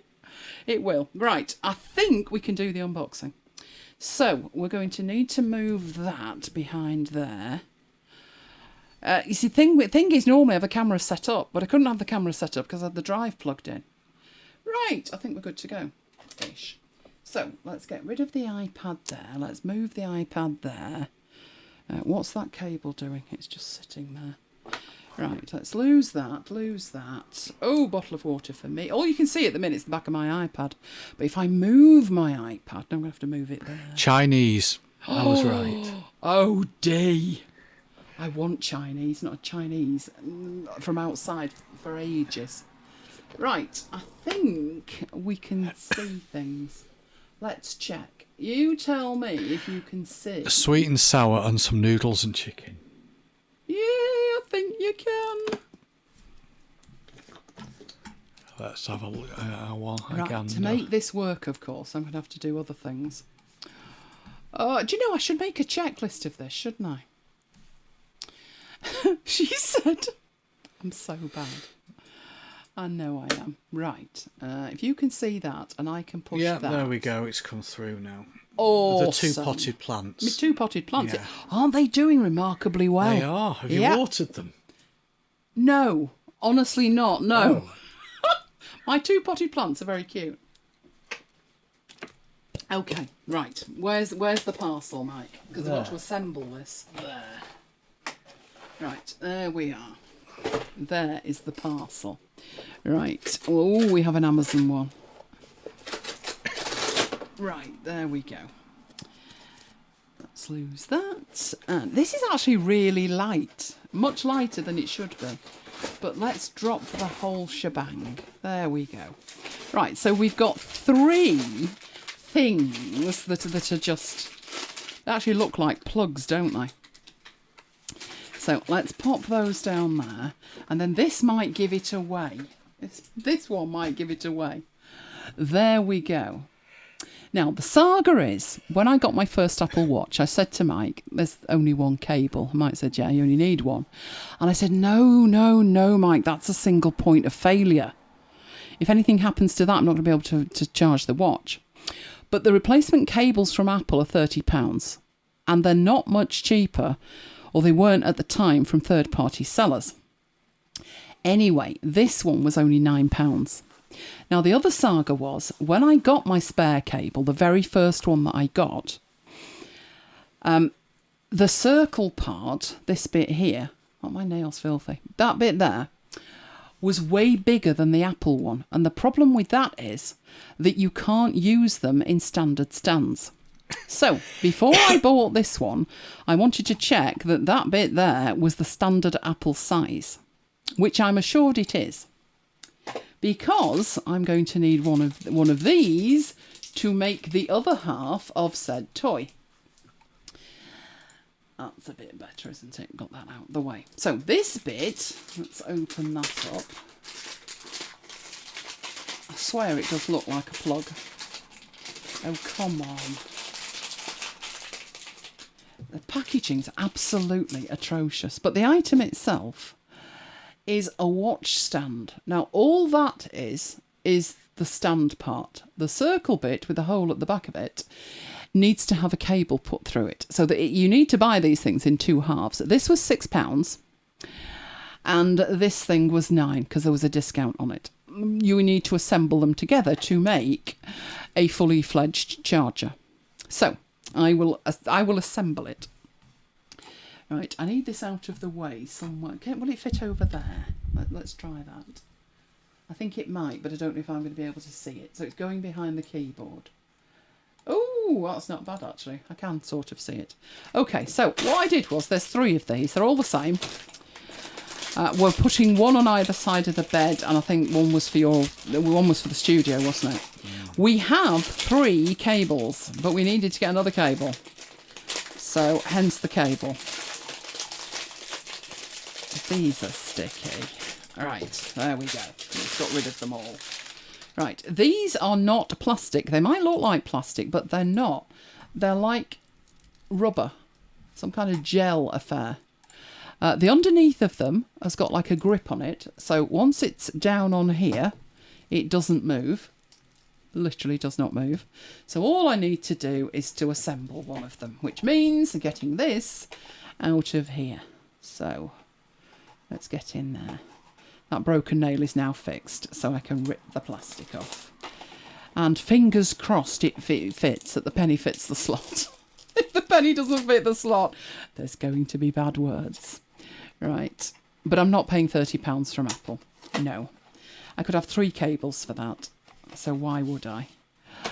Oh, that's looking hopeful. That is looking hopeful in the middle. That looks remarkably close to the size of an Apple one. Right, I think the only thing in there is a piece of paper, which we don't need. We just need to extricate this. Okay. Right, and then there's plastic on the front and the back. So let's get rid of that as well. Then I'm going to need to get rid of this that's holding the cable ties, because you cannot put you can only put this in one way. So let's get rid of all of that. There's just a pile of rubbish growing next to me. You're not going to be able to pop that in that way. It's going to have to go in the other way. It's going to have to go in tail end first. So that's going to go straight through there and come out the back. And then from the back needs to go into there. So there's another bit that's the base of it. So push that through there. Right, get the kinks out of it. So in essence, you've pushed it through from the front, underneath, get it all the way through, and that should end up with it like this at this end. And if it fits perfectly, fingers crossed, making sure you got the right side to the front, that should fit in there. Fingers crossed. Oh, perfect! Perfect! Look at that. Absolutely perfect. Right, underneath, obviously you've got this sticking out now, and you need that to sit flat. So that pushes into there. There's like a channel. And then it will sit perfectly on the desk like that. And the last part of that is to try it with the watch. So let's take the watch off. Come on. It's hot and I've got a rubber strap. It doesn't end well. Not when it's like that, it doesn't. So let's pop that on there. Said watch. Put that round there. And with a bit of luck, that should just sit on there. Oh my god, it works. Obviously it's not going to come on because I've not got the cable plugged in, but we needed a neat solution, and that's the neat solution that we went for. There we go. How's that? Let's pop it up there so you can see it. There we go. Oh, I'm impressed. The funny thing, the reason that this happened was about a week ago, I was sat there and I thought, oh, the watch needs charging.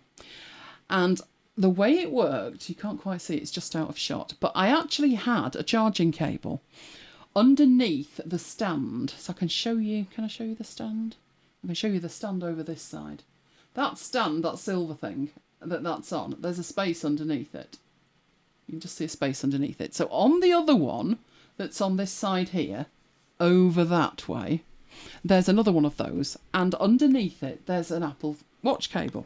So I'm ferreting under the thing, pulling it through and tugging at it and then twisting it round. And I thought, why haven't I got an Apple Watch stand for charging? I've only had the watch 3 years.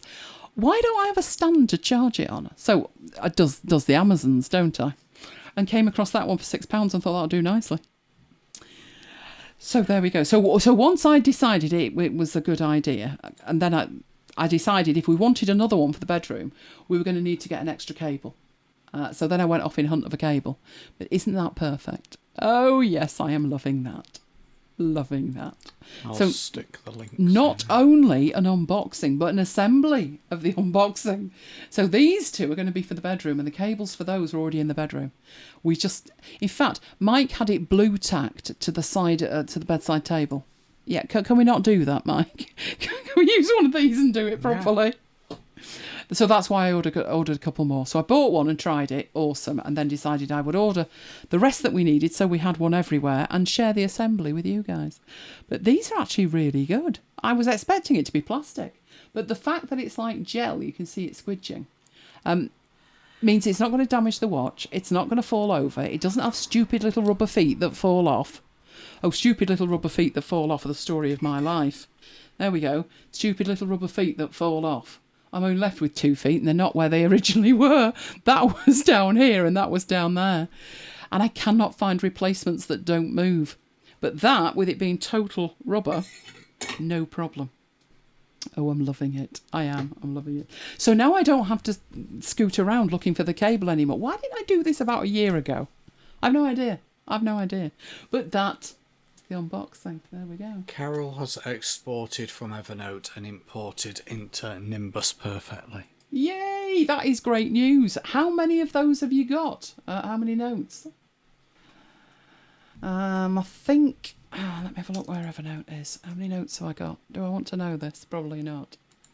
Probably not, but I'll have a look anyway. Right, we will shortly switch back. Does it actually tell you anymore? I don't think it even tells you how many notes you've got. Do you remember me saying bad words will be said? Well, that's good, because you just laugh at me for having 89 notes. It's telling me I've got 11,232, which is fine, but I've got 15,000 on the website. I think it's time that I leave Evernote. I think that's just what it's trying to tell me. I love the look of Nimbus notes, I'll grant you. But what I was thinking was a lot of people go from Evernote straight to Notion. And to me, no. Notion's fabulous, but it's not a straight-on replacement for Evernote. It just isn't. But people say that. I know. Right, okay, so unboxing was this cable that Mike should have put the link in for. Which I have and done. It's perfect. I have charged it twice with I've ordered 2 cables. That was the second one that you saw. So we needed 5 cables and 5 of the things. So we had 3 cables. We bought 2 cables and 5 of the stands. So there's 1 for me in here, 1 for Mike in here, 2 in the bedroom, 1 in the studio. Just so we can charge our watches as and when. And that cable is the nearest to the Apple cable I've ever seen. In fact, I'd have to put some kind of sticker on it to know it wasn't the original. In case you ever need to, go back to the Apple store with your watch, don't take a fake cable. So I'd need to put a dot on it so I know which is and which isn't a fake. It does work really well. You saw the magnet drag onto it, and it says it's got the protection stuff on it. I did sit with it the first time I charged it, just to make sure. and it was absolutely fine. I am careful with cables, but the reviews were good, and I thought, go on, give it a go. So I tried one and then went and got the others. I think it's actually handy, for £10, well, £9, I'd just put one. You remember the bag I've got for when we used to leave the house? It now pretty much transports tech up and down the stairs, and that's it. It's 1 metre long, so it's exactly the same as the other one, and I can't tell the difference. So that's the charging cable. The actual stand itself, and I don't think the picture does it justice, to be honest, but as it says, it's a soft gel thing. It's not going to damage anything. It totally fits. It's absolutely perfect. Simple to put together, you saw that, but the rubber feet is where it's at, as far as I'm concerned. If that had been plastic and they'd stuck 2 rubber feet on it, it would last 2 minutes. So there you go. It is lovely, and I'm loving it. Right, what have we got coming up? Well, next week, we're back, 30th of July. Where did July go? In fact, mentally, I'm still at February 2020 and I'm not moving. Unless it's to 1985 with D. But we will be back next week. And available on demand, oh, so much available on demand. YouTube.com/Elaine Giles is where you will find it all. And there is a playlist for MacBites After Hours. And that you will find at macbites.co.uk/After Hours playlist. And don't miss Marooned this week. There are only 5 Marooned left. Wednesday the 28th, it's going to be 500 shows, and as we said earlier, it's going to be the last hurrah. Your task between now and then is to complete the MacBites Marooned at MacBites headquarters marathon, like Tracy. So far, I think Tracy's the only candidate up for it. We'll see. We'll see. But it's not too late. So that's the feed. That's the QR code for the feed. Do join us. It's going to be a complete blast. We want to hear all of your best bits and your memories from it. And that will be at macbites.fm is where that will be. And just in case you weren't with us at the very, very beginning, when we said what we were going to do with our new schedule, we do have a new schedule. And our new schedule is MacBites After Hours on Friday at 9 o'clock, MacBites Podcast 8 o'clock on Tuesday, MacBites Live in September, we think the 14th. So can you make sure that you don't book anything silly for the 14th or the 21st? Presupposing it's a Tuesday. Well, I think they should let us know now. Well, I think they should let us know now, but we're talking about Timothy, so forget it. He's not going to tell us. We can predict that there will be the MacBites Advent Calendar in December, and software permitting, the book. At this rate, it would probably be quicker to do it on parchment with a pen, but I will break it into submission. I swear I will. And as I've said, we're also available on Slack 24/7, so we're not going anywhere. Oh, we love you guys. If you love us, can you give us a like? 'Cause it really makes a difference. And with all the lovely time I'll have when I would previously have been marooning, Mike actually said, oh, you'll get your email sorted then. Yes, Mike, I will. So that's at elainegiles.com/VIP. The MacBites mail is macbites.co.uk/macbites-mail. And as I've said, we're in Slack. If you need the link and the QR code for that, it's macbites.co.uk/Slack. And there it is. Oh, end of another show. Fabulous. I'm so glad I got the unboxing sorted, because it just doesn't work. It's something to do with our webcams, our Logitech webcams. Obviously, I've got a plan B now, which is I've now got, you remember the ones that I unboxed in bulk? Yeah, but the funny thing is, you'll love this, Mike. In fact, I think I can switch to it and give you all a laugh. Right. That camera, if you remember, came in a brown box because it was £10, so it's a wonder it actually works. It came in a brown box. So here's what happened. I picked up this brown box.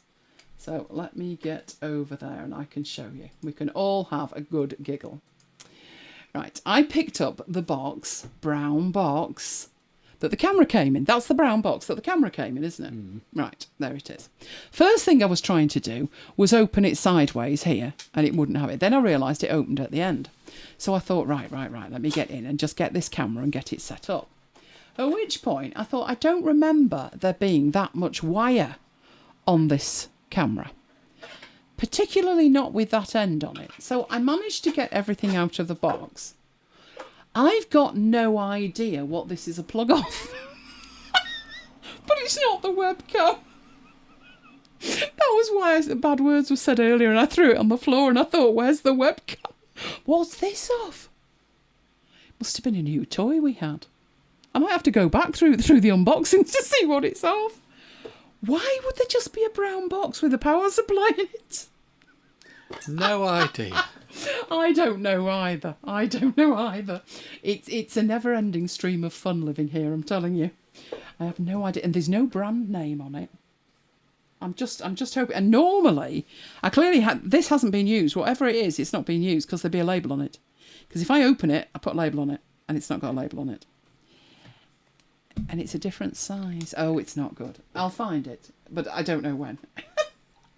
Right, let me catch up on the chat. Right. Different glasses. I see Tracy.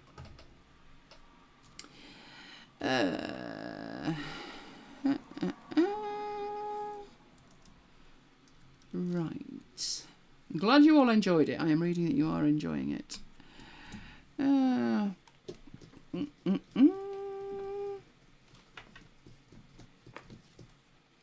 Right, I'm catching up. Oh, yes, the Olympics. Who's watching the Olympics? I'll probably watch a bit. We're pretty good at the cycling, so I might watch the cycling, but we're pretty appalling at everything else. Although, there was a really interesting story on the BBC today about Katrina. Is it Katrina? What's her name? Yeah, I read it. Katrina Johnson-Thompson. That's the one. Johnson-Thompson. I think her yeah. name's Katrina. Or is it Katerina? Katerina Johnson-Thompson. That's an awkward name, isn't it? I remember seeing her about 5-6 years ago. And she had such potential. But, you know, like we say with penalties, you can tell whether they're going to score them or not. She just had this way that she was walking, and I thought, she's not going to do this. Just totally negative. Anyway, she got a new coach. And the new coach said to her, obviously he knew her. And he said, you know what, we used to call you Droopy. And she said, why? And he said, because when we saw you competing, you just looked defeated before you started. And that's exactly what I'd said to you, wasn't it? You know, like, I really believe she could do it, but I don't think she believes she can do it. Anyway, she had to move away from home and she's been training for 5 years for these Olympics. She's in the heptathlon. So fingers crossed for Katerina. Good luck to her. Glad you enjoyed it, Kim. Awesome. And Carol, thank you very much. I will look into that. That's bizarre. Because now you've reminded me that you can do that. Now I want to do it. Oh, typical. It would be really good, that. That is just very weird. We will find out what's gone wrong with it. Right. Okay, then. So, time to head off to bed. Or in our case, get some water. I definitely need water and I need ice. And I think it might involve ice cream.